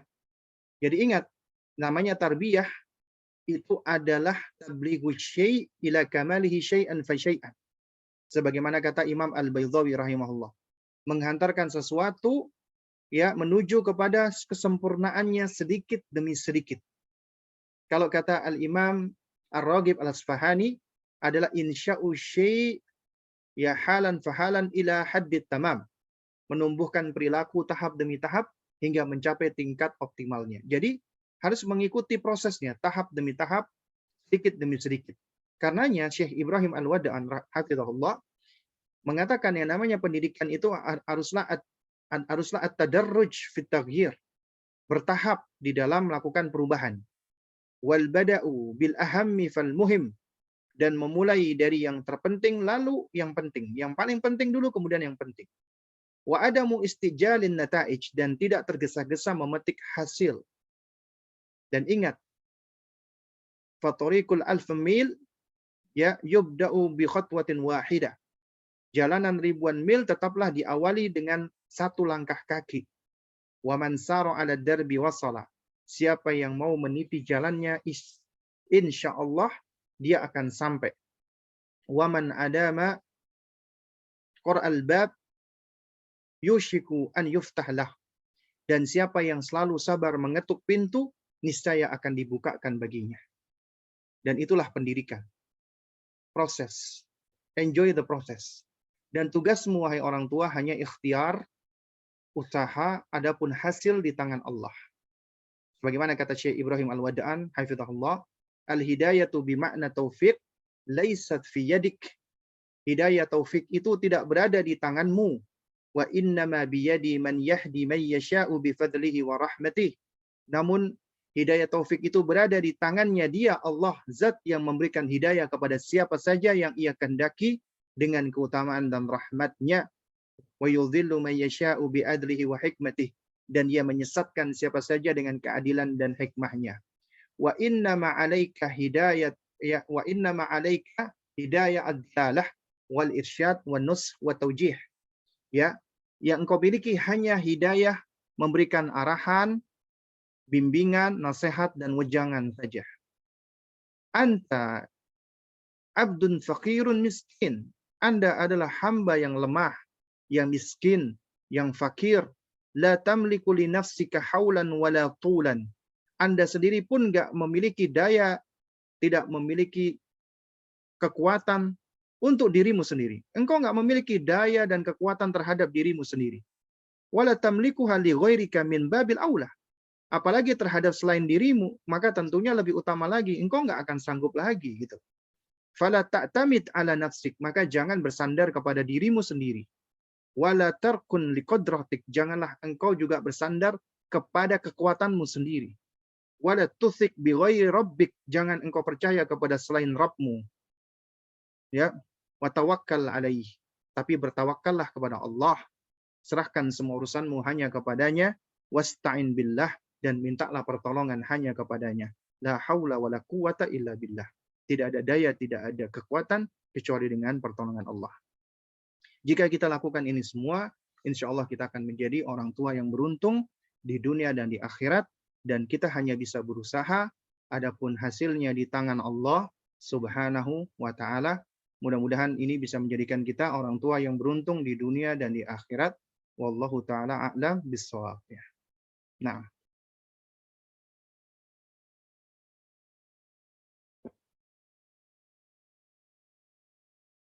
Tib.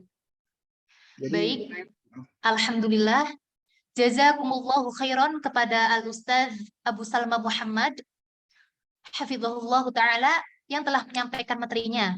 Untuk selanjutnya kita akan masuk ke sesi tanya jawab ya Ustadz.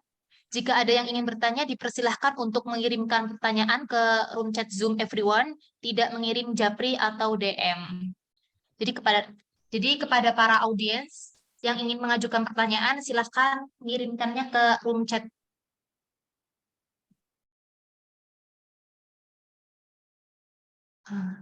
Baik, sudah masuk beberapa pertanyaan. Ini cukup banyak ya Ustadz. ya, nah. Akan Ana bacakan dari pesan paling atas.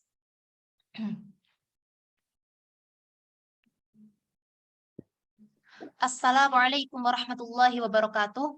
Ahsanallahu ilaikum. Barakallahu fiq. Ustadz, Afwan izin bertanya.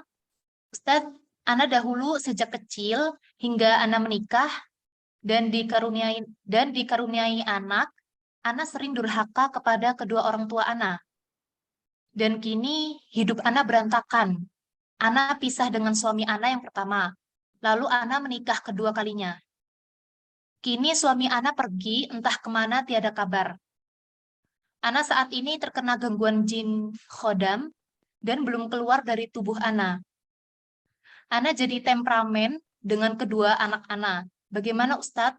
Saat ini Ana jadi ketakutan, gelisah, sholat tidak fokus, sering mengantuk. Bagaimana Ustadz? Ana sudah minta maaf kepada kedua orang tua Ana dan beliau sudah memaafkannya. Lalu kini musibah semakin menimpa Ana. Apa yang harus Ana lakukan kini agar hidup Ana menjadi tenang? Afwan, jazakallahu khairan wa barakallahu fiik Ustaz. Nah, ya. Wa jazakillah khairan ya wa iyaha. Baik. Ya, subhanallah ya, ini pertanyaan yang sebenarnya berat ya. Kenapa? Karena menyangkut tentang masalah yang pelik ya. Karena di dalamnya kalau saya baca bercampur dengan kesadaran diri dan juga asumsi dan juga mungkin dengan dugaan-dugaan ya apa terhadap diri atau yang selainnya. Nah, jadi yang perlu kita perhatikan adalah pertama, apabila kita sadar bahwa dahulu kita pernah berbuat durhaka kepada orang tua kita. Kalau kemudian kita tahu itu kedurhakaan, dan kemudian kita sadar, berarti itu tanda kebaikan yang Allah berikan untuk kita. Berarti Allah baik, ya, memberikan hidayah itu kepada kita sehingga kita sadar atas kesalahan kita. Yang mana dengan kesalahan itu adalah sebagai titik tolak kita untuk berubah, untuk memperbaiki diri, yaitu dengan mengakui kesalahan kita. Pertama di hadapan Allah, dengan cara bertaubat dengan taubatan nasuhah, karena durhaka kepada orang tua itu termasuk dosa besar, al-kabair. Ya, kemudian yang kedua, ya kita minta maaf kepada orang tua kita dengan ketulusan hati. Minta penghalalan dari mereka atas perbuatan kedurhakaan kita. Alhamdulillah jika mereka sudah memaafkan. Namun, ya tidak sepatutnya kita cuman, ya istilahnya orang tua sudah maafkan berarti sudah selesai. Enggak, berarti kita harus tetap terus berbuat baik kepada mereka. Kita mengganti keburukan-keburukan kita yang telah lampau dengan kebaikan-kebaikan. Ya mudah-mudahan dengan hal tersebut itu bisa menjadi sebab Allah semakin melimpahkan kebaikan kepada kita. Kemudian yang kedua, kita diuji oleh Allah Subhanahu wa taala. Ya, di antaranya diuji dengan pernikahan yang gagal. Ya, dengan suami pertama. Ya. Nah, jadi Afwan ya, ini kok kayaknya error ya.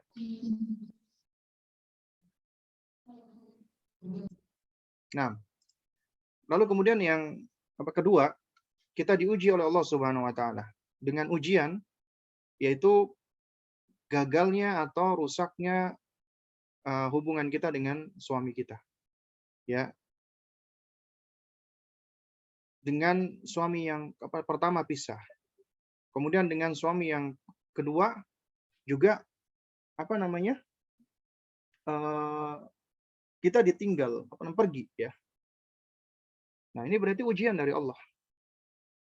Dan ketika kita diuji oleh Allah, maka ingatlah yang pertama, ketika Allah menguji kita itu berarti ya itu adalah bentuk cintanya Allah kepada hambanya. Sebagaimana sabda Nabi SAW, Innallaha idza ahabba qauman ibtalahum. Sesungguhnya Allah apabila menguji suatu kaum, sesungguhnya Allah apabila mencintai suatu kaum, Allah akan mengujinya. Nah, berarti ujian itu sebagai bentuk cinta dari Allah. Makanya ujian yang paling besar itu ujiannya para nabi dan rasul, karena Allah sangat mencintai mereka. Kemudian yang kedua, dengan ujian itu sebagai tadzkir, sebagai pengingat bagi kita. Ya, bahwasanya kita ini lemah, kita ini butuh dengan pertolongan Allah agar kita inabah kembali kepada Allah, agar kita menjadi hamba-hambanya yang munibu ilaihi, yang kembali kepada Allah. Dan di antara karakter orang-orang yang beruntung adalah mereka orang-orang yang inabah, yang munib kembali kepada Allah. Ya. Jadi kita diingatkan oleh Allah sehingga kita bisa kembali kepada Allah. Ya, yang tadinya kita mungkin sempat lalai dan lupa, dengan ujian kita akhirnya balik lagi kepada Allah, mengingat Allah, mendekat kepada Allah. Itu nikmat. Ya. Tanda kebaikan. Kemudian yang ketiga, dengan ujian tersebut itu juga ya akan menjadikan kita, melatih kita menjadi sosok yang lebih tegar dan lebih kuat. Sebenarnya di balik ujian-ujian Allah itu adalah bagian dari tempaan, ya. Seakan-akan kita sedang ditempa untuk menjadi ya sesuatu atau sosok yang lebih kuat. Ya, kita tahu yang namanya Gucci yang mahal. Ya, itu bukanlah Gucci yang cuman sekali dibakar kemudian dijual, tidak. Tapi Gucci yang bolak-balik mengalami proses pembakaran. Digosok, dibakar, digosok, dibakar. Kemudian dia menjadi indah. Ya, ibaratnya sama. Manusia yang dia banyak mengalami ujian, semakin berat ujiannya, itu seharusnya akan menjadikan dia semakin tangguh, asalkan dia selalu bergantung kepada Allah dan minta tolong kepada Allah. Karena di balik ujian itu akan semakin menguatkan dirinya. Sehingga dia akan menjadi sosok yang lebih kuat. Kemudian yang keempat, di balik ujian-ujian tersebut, itu ada kafarah, ada penggugur dosa-dosa kita. Ya. Sehingga dengan ujian itu, dosa-dosa kita pun akan semakin berkurang. Lalu kemudian yang kelima, itu adalah sebagai pengingat juga bagi kita bahwasanya di balik ujian itu nggak lepas dari dosa-dosa kita, agar kita selalu berhati-hati dan mengingat dan mengambil pelajaran, ya, sebagaimana difirmankan oleh Allah Subhanahu wa taala, ya, wa ma asabakum min musibatin fabima kasabat aydikum. Ya, segala apa yang menimpamu berupa musibah itu sebenarnya berasal dari tangan kalian sendiri. Nah, jadi banyak pelajaran yang bisa kita ambil sebenarnya ketika kita diuji oleh Allah dengan berbagai macam musibah. Kemudian yang ketiga, ya, yang berkaitan dengan kita diganggu oleh jin, khodam. Maka ketahuilah, ya, bahwasanya tidak ada yang bisa menolong seorang hamba dari segala bentuk madharat itu kecuali Allah Subhanahu wa taala. Maka harus yakin kepada Allah. Ya, harus yakin. Tidak ada satupun makhluk yang bisa mengganggu kita, mencederai kita, kecuali dengan izin Allah. Dan Allah Maha Adil. Ya. Jadi kalau misalnya kita ditengarai ataupun diduga ada jin yang mengganggu kita dan kita sadar, maka ini adalah tanda bagi kita untuk banyak memperkuat diri kita dengan banyak berzikir kepada Allah, banyak membaca Al-Qur'anul Karim, banyak bertaqarrub kepada Allah, banyak mendekat kepada Allah, banyak meminta tolong beristi'anah kepada Allah, ya, dan banyak berusaha untuk menjauhkan kita dari sebab-sebab keburukan dan kemaksiatan. Dan seharusnya kita nggak usah khawatir dan nggak usah takut, ya, dengan dengan gangguan-gangguan seperti itu. Insya Allah dengan kita senantiasa terus mendekatkan diri, kita banyak membaca Al-Quran, maka jin atau syaitan dari bangsa jin tersebut akan keluar dari kita. Ya, karena apa? Karena Allah Subhanahu wa taala ketika menciptakan jin dan manusia, ya, maka sejatinya manusia itu Allah lebih muliakan daripada bangsa jin. Meskipun bangsa jin bisa melihat kita, kita nggak bisa melihat bangsa jin, tapi Allah muliakan dengan Allah mengutus para nabi dan rasul semuanya dari bangsa manusia. Artinya jin wajib beriman kepada nabi dan rasul dari bangsa kita, bangsa manusia. Dan mereka wajib untuk mengimani apa yang diturunkan kepada para nabi dan rasul dari bangsa manusia. Artinya mereka wajib mengimani risalah yang ada pada nabi kita Muhammad SAW. Karena itu, bangsa jin atau syaitan dari bangsa jin, ya, itu sejatinya mereka lebih lemah daripada syaitan dari bangsa manusia. Karena syaitan dari bangsa jin, apabila kita bacakan ayatul kursi, atau kita bacakan ayat-ayat Al-Quran, maka mereka nggak tahan. Beda sama syaitan dari bangsa manusia. Ya, biasanya tidak begitu mempengaruhi mereka, ya. Palingan mereka marah-marah, maki-maki, ya. Tapi kalau dari bangsa jin, ketika dibacakan Al-Quran, mereka nggak tahan. Ya, nah karena itu makanya kita yakin, kalamullah itu syifa, adalah obat dari segala bentuk penyakit. Nah, juga diantaranya kita tahu dengan membaca Al-Baqarah dari awal sampai akhir di rumah, itu dapat mengusir jin dan syaitan-syaitan yang ada di rumah. Maka kita wajib meyakini hal ini. Karenanya kita nggak usah khawatir, nggak usah takut, dan kita juga jangan berputus asa dari rahmat Allah Subhanahu wa taala. Tetap harus terus yakin dalam keseharian kita, terus kita terus memupuk diri.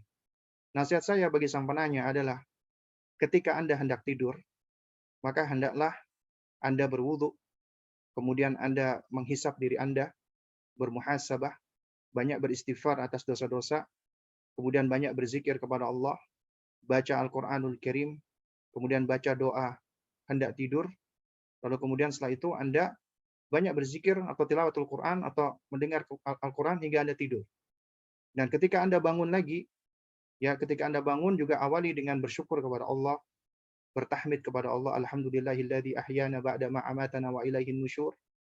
Lalu kemudian, ya, isi dalam keseharian Anda mulai dari bangun tidur hingga kembali tidur itu dengan adab-adab Islam, etika-etika Islam, dengan kalimat-kalimat thayyibah, dengan Al-Qur'anul Karim, insya Allah, ya, hati Anda, rumah Anda, keluarga Anda, anak-anak Anda itu akan mendapatkan ketenangan, ketentraman, kebahagiaan, insya Allah.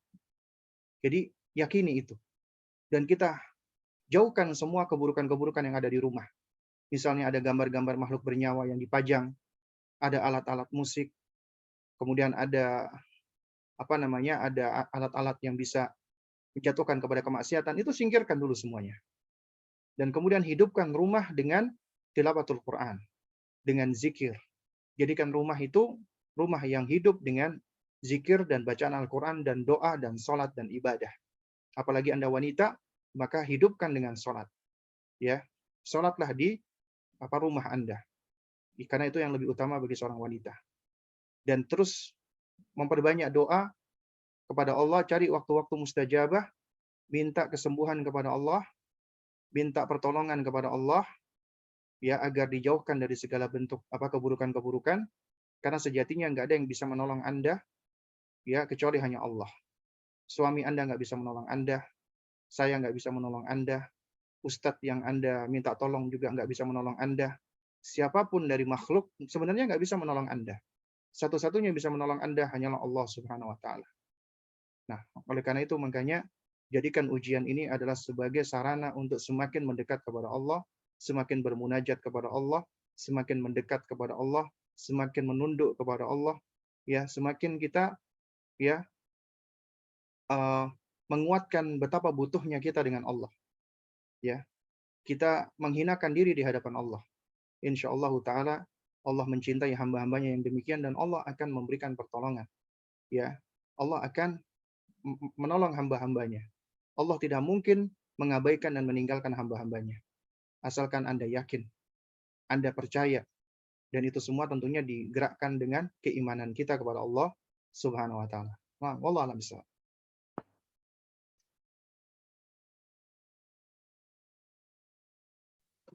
Baik, syukran jazilan Ustadz. Semoga apa yang disampaikan Ustadz bisa dipahami ya akhwat, terutama bagi penanya. Ya, izin lanjut untuk membacakan pertanyaan selanjutnya.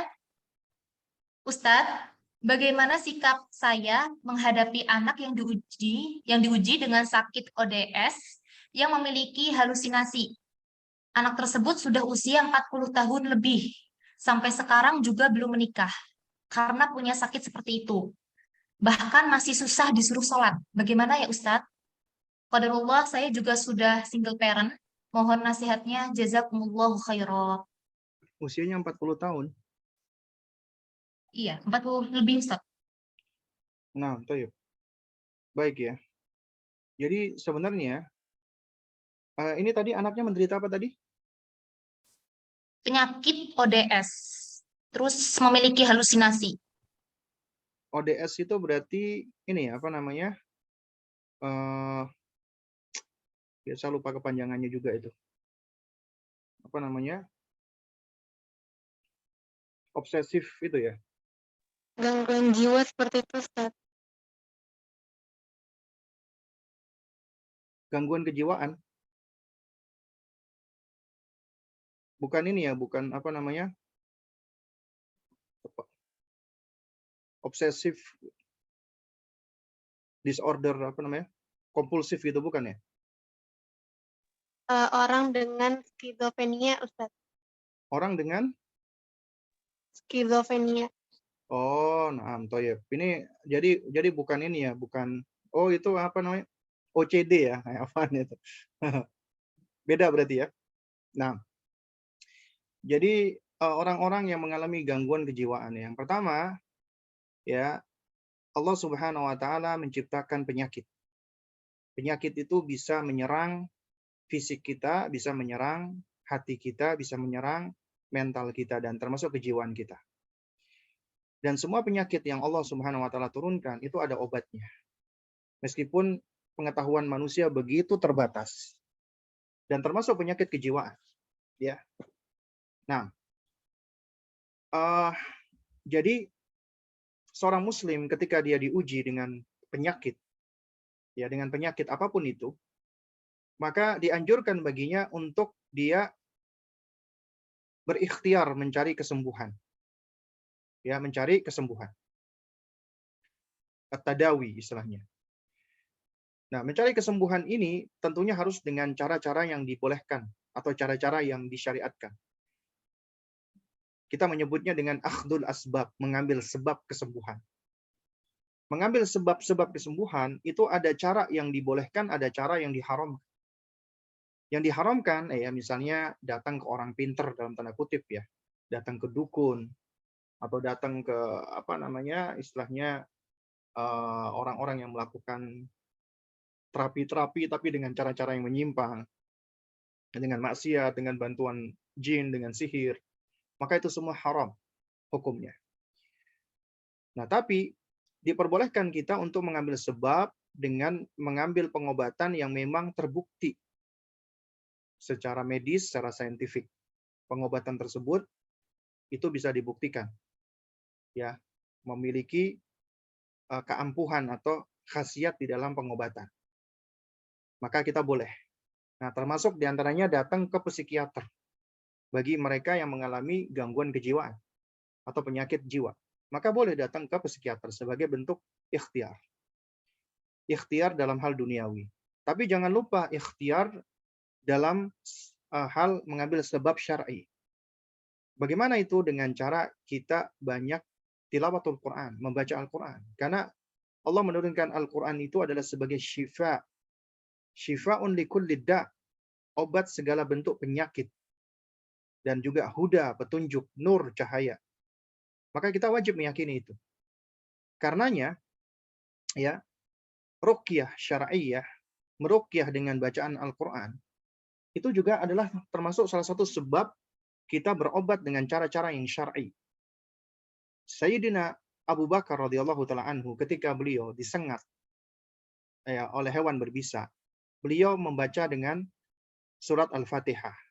Beliau meruqyah dirinya dengan suratul Fatihah. Makanya para ulama menyebut suratul Fatihah itu di antara namanya adalah surat Asy-Syifa.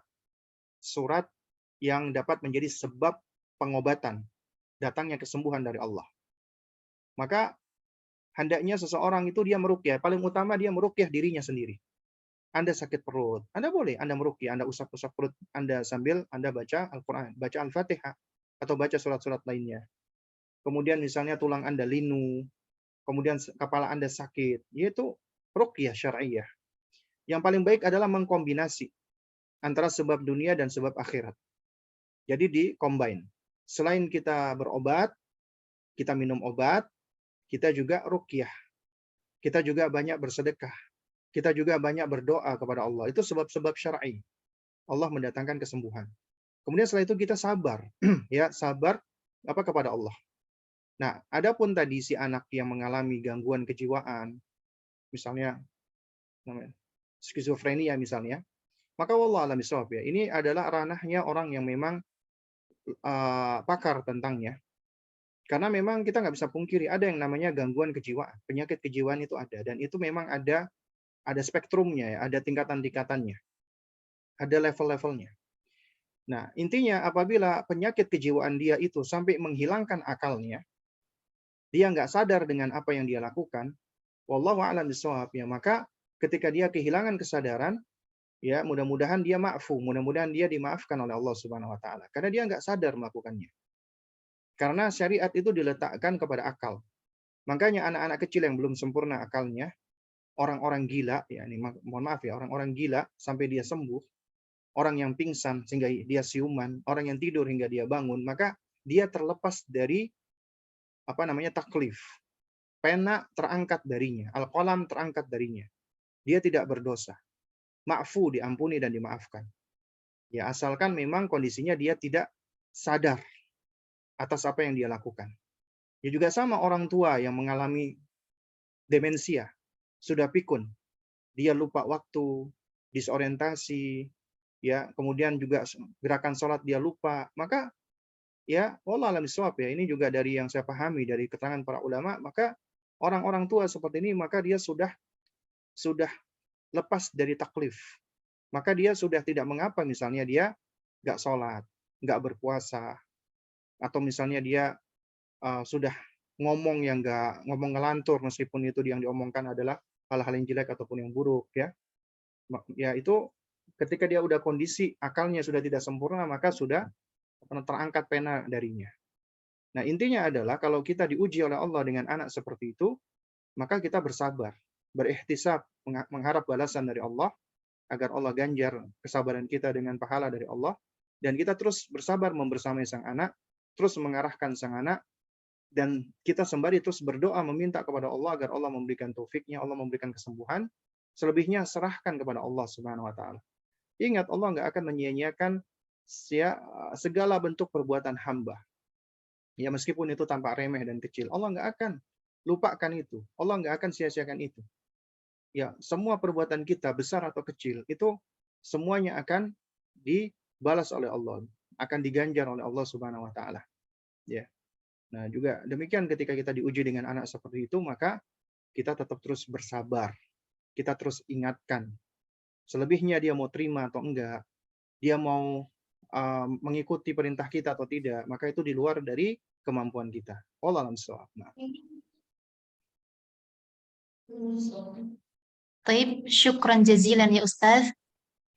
Semoga apa yang disampaikan Ustaz atas jawaban untuk pertanyaan kedua ini bisa dipahami ya akhwat, terkhusus bagi sang penanya. Lanjut ke pertanyaan selanjutnya. Assalamualaikum Ustadz dan tim kajian Darunisa. Semoga selalu dalam lindungan Allah. Amin. Afan izin bertanya Ustadz, amalan apa saja agar dapat mempunyai anak selain berdoa, berikhtiar, dan bersedekah? Nah, ya kalau nanti sudah berikhtiar, udah berusaha, udah berdoa, meminta kepada Allah Subhanahu wa taala dan udah melakukan semuanya, maka amalan yang bisa anti lakukan adalah bertawakal kepada Allah, bersabar kepada Allah, berihtisab kepada Allah. Ya, dan kita serahkan kepada Allah Subhanahu wa taala. Ya. Jika Allah berikan, alhamdulillah, maka itu adalah karunia dari Allah. Jika Allah tidak berikan anak, maka itu juga merupakan keputusan dari Allah. Ingat, ada salah seorang ulama salaf yang memberikan pelajaran yang luar biasa. Jadi beliau pernah berdoa, kemudian didengar oleh salah seorang sahabat atau muridnya. Dia mengatakan, "Ya Rob, ya sesungguhnya aku berhajat dengan sesuatu.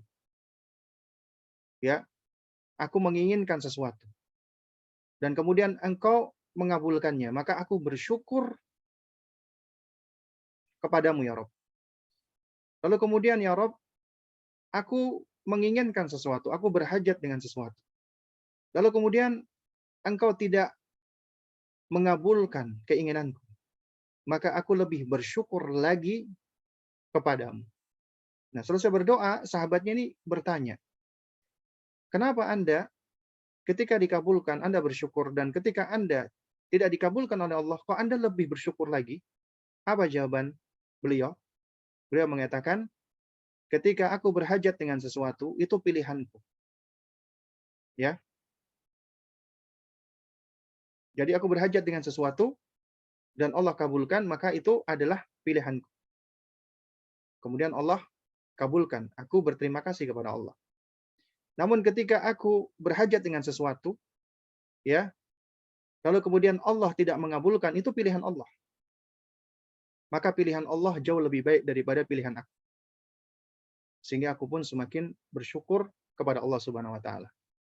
Karena itu apabila kita udah berusaha, berikhtiar semampu kita dan kita bersabar, Allah tidak kunjung memberikan momongan, ya, maka kita bertawakal kepada Allah. Dan kita belajar dari sosok yang Allah abadikan di dalam Al-Quran. Seperti Nabiullah Ibrahim alaihissalam. Ya, beliau dikaruniakan anak, Ismail dan Ishak, itu bukan di usia muda, tapi di usia beliau sudah tua. Demikian pula dengan Imran dan istrinya. Demikian pula dengan Zakaria. Allah karuniakan Yahya ketika usia beliau sudah senja. Bahkan istri beliau itu ya dikatakan akhirah, wanita yang mandul. Tapi apabila Allah menentukan sesuatu, maka tidak ada yang mustahil bagi Allah. Tidak ada yang mustahil. Ya. Dan ini juga sudah banyak sebenarnya kejadian-kejadian ya. Ada di antara kawan-kawan yang kita kenal sudah lebih dari 15 tahun belum punya anak. Hingga akhirnya Allah izinkan mereka umrah. Ya.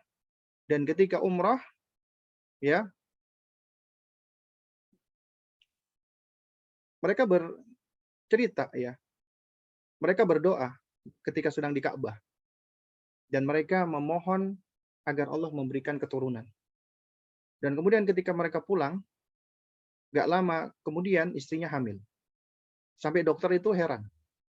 Ya, artinya tidak ada yang mustahil bagi Allah Subhanahu wa taala.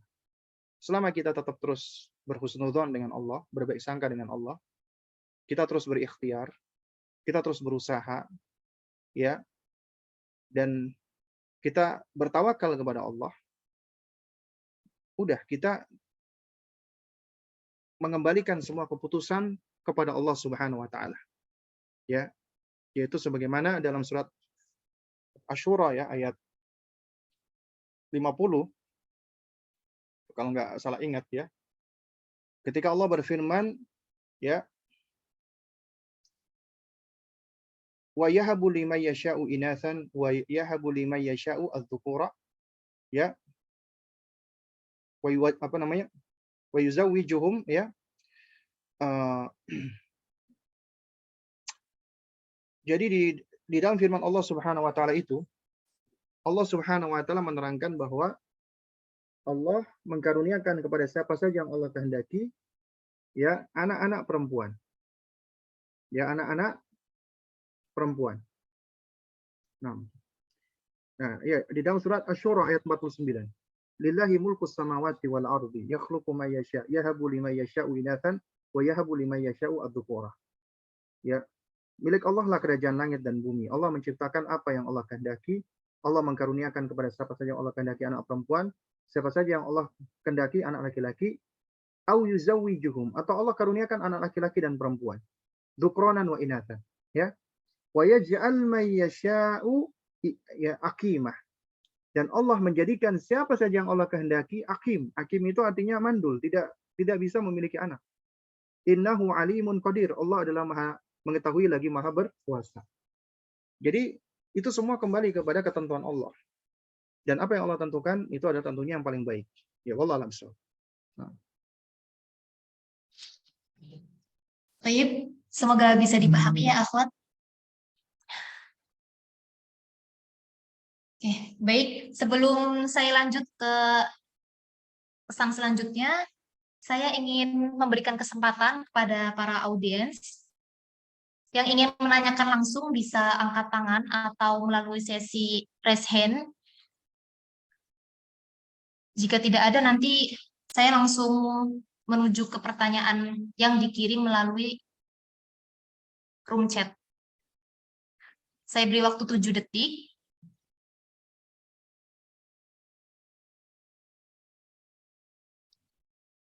Baik, jika tidak ada, saya izin lanjut untuk membacakan pesan selanjutnya ya. Ya. Oh, baik. Ada Ustadz sebentar.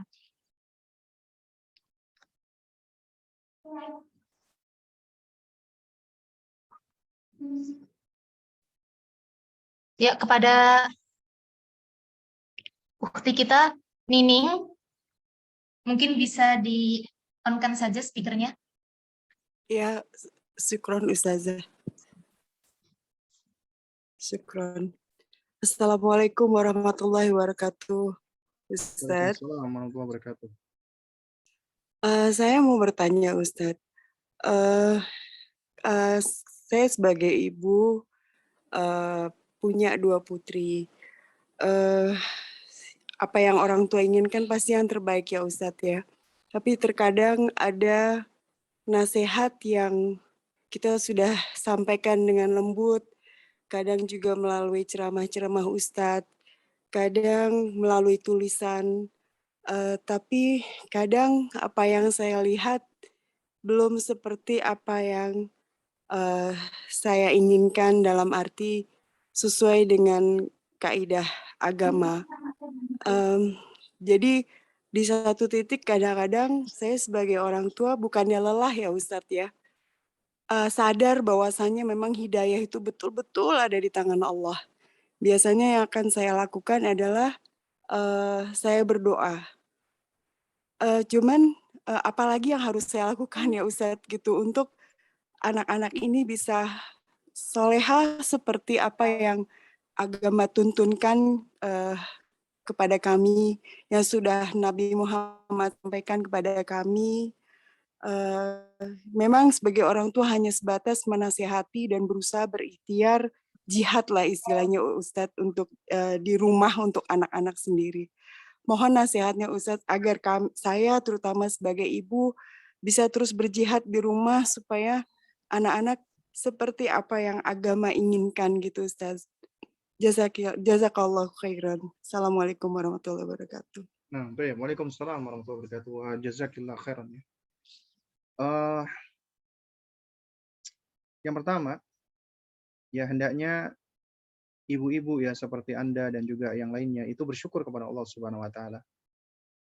Karena ketika seorang wanita dia menganggap bahwasanya upayanya dia, usahanya dia, ikhtiarnya dia di dalam rumahnya, mendidik anak-anaknya itu bagian dari jihad di jalan Allah, ketahuilah Allah nggak akan sia-siakan itu. Karena memang ketika seorang wanita dia menjalankan kodratnya sebagai seorang ibu, sebagai seorang istri, sebagai seorang pendidik, sebagai seorang murabbiyah, itu dia sejatinya memang seorang mujahidah, orang yang berjihad di jalan Allah, dan itu melelahkan.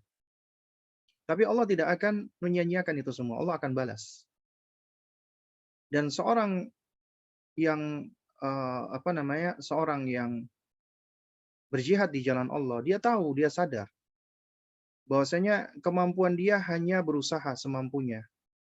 Adapun yang memberikan kemenangan atau tidaknya Allah Subhanahu wa taala.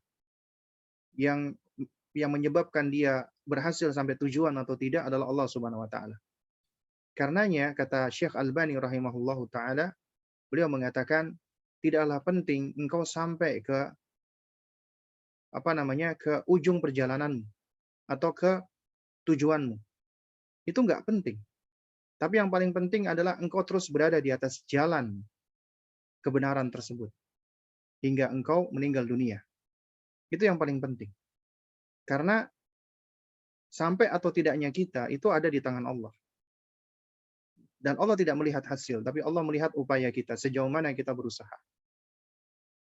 Dan tentunya sebagai manusia yang lemah, yang fakir, yang dhaif, kita pasti akan capek, lelah, bahkan kita terseok-seok. Juga demikian dengan para wanita, para ummahat. Gak apa-apa untuk menjadi lelah, karena kita manusia. Ya, karena di balik lelah kita itulah tersimpan ya betapa kita telah berusaha, berikhtiar, berjuang. Ya, dan itulah yang akan menjadi bekal bagi kita. Ya, asalkan lelah itu bukanlah lelah hati. Ya, tapi hanya sekedar lelah fisik dan tubuh kita. Karena kalau itu lelahnya lelah hati, maka ya itu akan menjadi suatu hal yang membahayakan. Ya, itu bisa menyebabkan kita menjadi mundur, surut ke belakang. Tapi kalau sekedar lelah fisik, ya memang manusia butuh beristirahat. Jadi saatan-saatan kaidahnya. Saatan-saatan, ada saatnya, ada saatnya. Itu sebagaimana yang dinasihatkan Nabi kepada Hamdalah ketika suatu ketika Hamdalah itu beliau berkata kepada Rasulullah sallallahu alaihi wasallam, "Ya Rasulullah, qad nafaqa Hamdalah." Wahai Rasulullah, sungguh Hamdalah telah berbuat munafik. Ditanya oleh Nabi, "Kok kenapa demikian?" Ya, karena ketika kami sedang berada di hadapan Anda, seakan-akan kami bisa melihat surga dan neraka. Ya. Itu keimanan para sahabat Nabi. Ketika mereka bersama dengan Nabi, seakan-akan ya mereka bisa melihat surga dan bisa melihat neraka. Betapa mereka mengharapkan surga dan betapa mereka takut dengan neraka. Tapi ketika kami pulang ke rumah bertemu dengan anak dan istri kami, maka kondisinya enggak seperti itu lagi. Seakan-akan lalai, lupa. Nah, kemudian Nabi mengatakan kepada Hamdalah, ya Hamdalah, saatan-saatan. Ada saatnya, ada saatnya. Artinya manusia memang demikian. Ada saatnya dia dalam kondisi yang imannya Masya Allah. Dan ada kondisi di mana dia, karena iman yazidu wa yanqus. Iman bertambah dan berkurang. Makanya kata Nabi SAW, jika sekiranya kalian terus dalam keadaan keimanan kalian seperti bersama nabi, ya, maka niscaya malaikat akan turun kepada kalian dan menyalami kalian. Kalau sekiranya kondisinya selalu demikian, stagnan. Nah, namun kenyataannya tidak demikian karena memang kita manusia, kita lemah, karena di balik lelahnya kita itulah itu menyadarkan kita gitu loh, bahwasanya kita ini hamba lemah, kita butuh pertolongan Allah, dan yang memberikan kekuatan itu adalah Allah. Sehingga dari lelahnya kita beristirahat untuk mengumpulkan kembali al-quwah, kekuatan. Jadi nggak ada masalah ketika kita merasa lelah, kita merasa capek, ya. Terus kemudian banyak berbaik sangka kepada Allah. Ini diawali dengan yakin atas segala ketentuan Allah. Al-imanu bil qadari khairihi wa syarrihi. Mengimani Allah. Takdir-takdir Allah yang baik dan yang buruk. Maka itu menjadi pegangan dan pijakan seorang hamba. Bahkan Nabi SAW pun telah menasehati seorang Abdullah bin Abbas kecil dengan konsep seperti ini. Ya gulam, innama akhta'aka lam yakun liyusibaka wa ma asabaka lam yakun liyukhti'aka. Wahai nak, apa yang Allah tentukan terkena kepadamu nggak akan meleset darimu, dan apa yang Allah tentukan meleset darimu nggak akan mengenaimu. Ya, nggak akan terkena padamu. Ya, nah karena itu makanya semua telah Allah tentukan. Ya. Makanya kesolehan anak kita itu tidak berada di tangan kita, tapi berada di tangan Allah. Tapi Allah berikan kita sebab, Allah berikan kita potensi dan kemampuan untuk bisa menghantarkan hidayah kepada anak kita. Dan semuanya tetap kembalinya kepada Allah. Intinya adalah, ya, sebagaimana tadi yang dikatakan oleh penanya, apalagi yang harus kami lakukan Ustadz? Kami sudah berikhtiar, kami sudah berdoa, ya. Lalu apa kira-kira yang bisa kami lakukan lagi agar anak-anak kami bisa menjadi soleh, bisa menjadi solihah?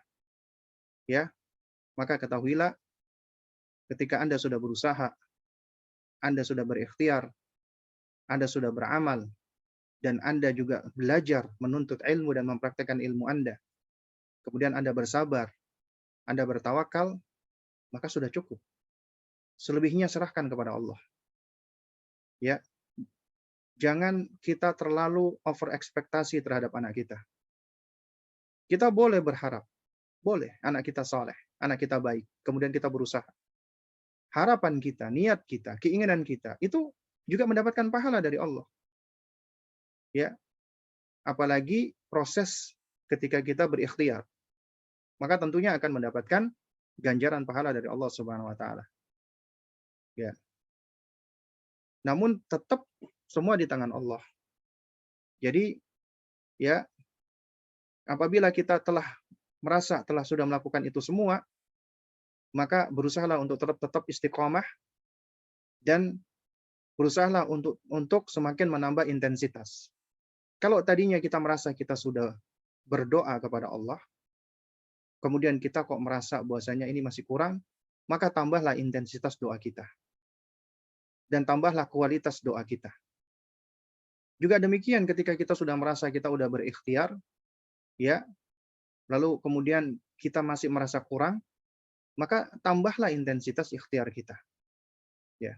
Tapi ingat, ketika kita lelah, kita capek, istirahat. Ya.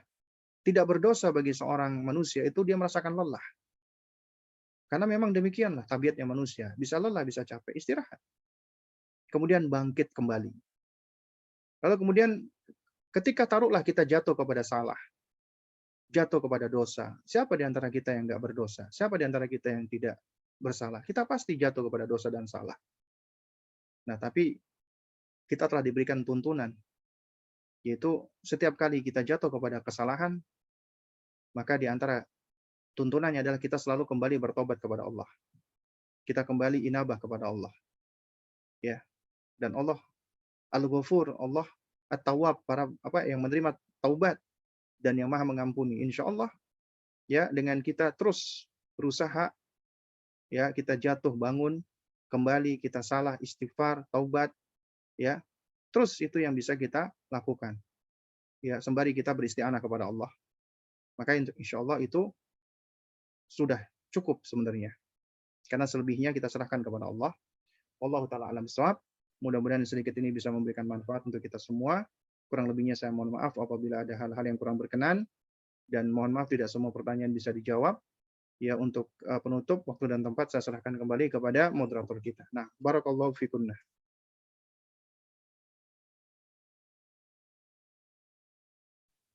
Baik, Ustadz Juzita Khaira.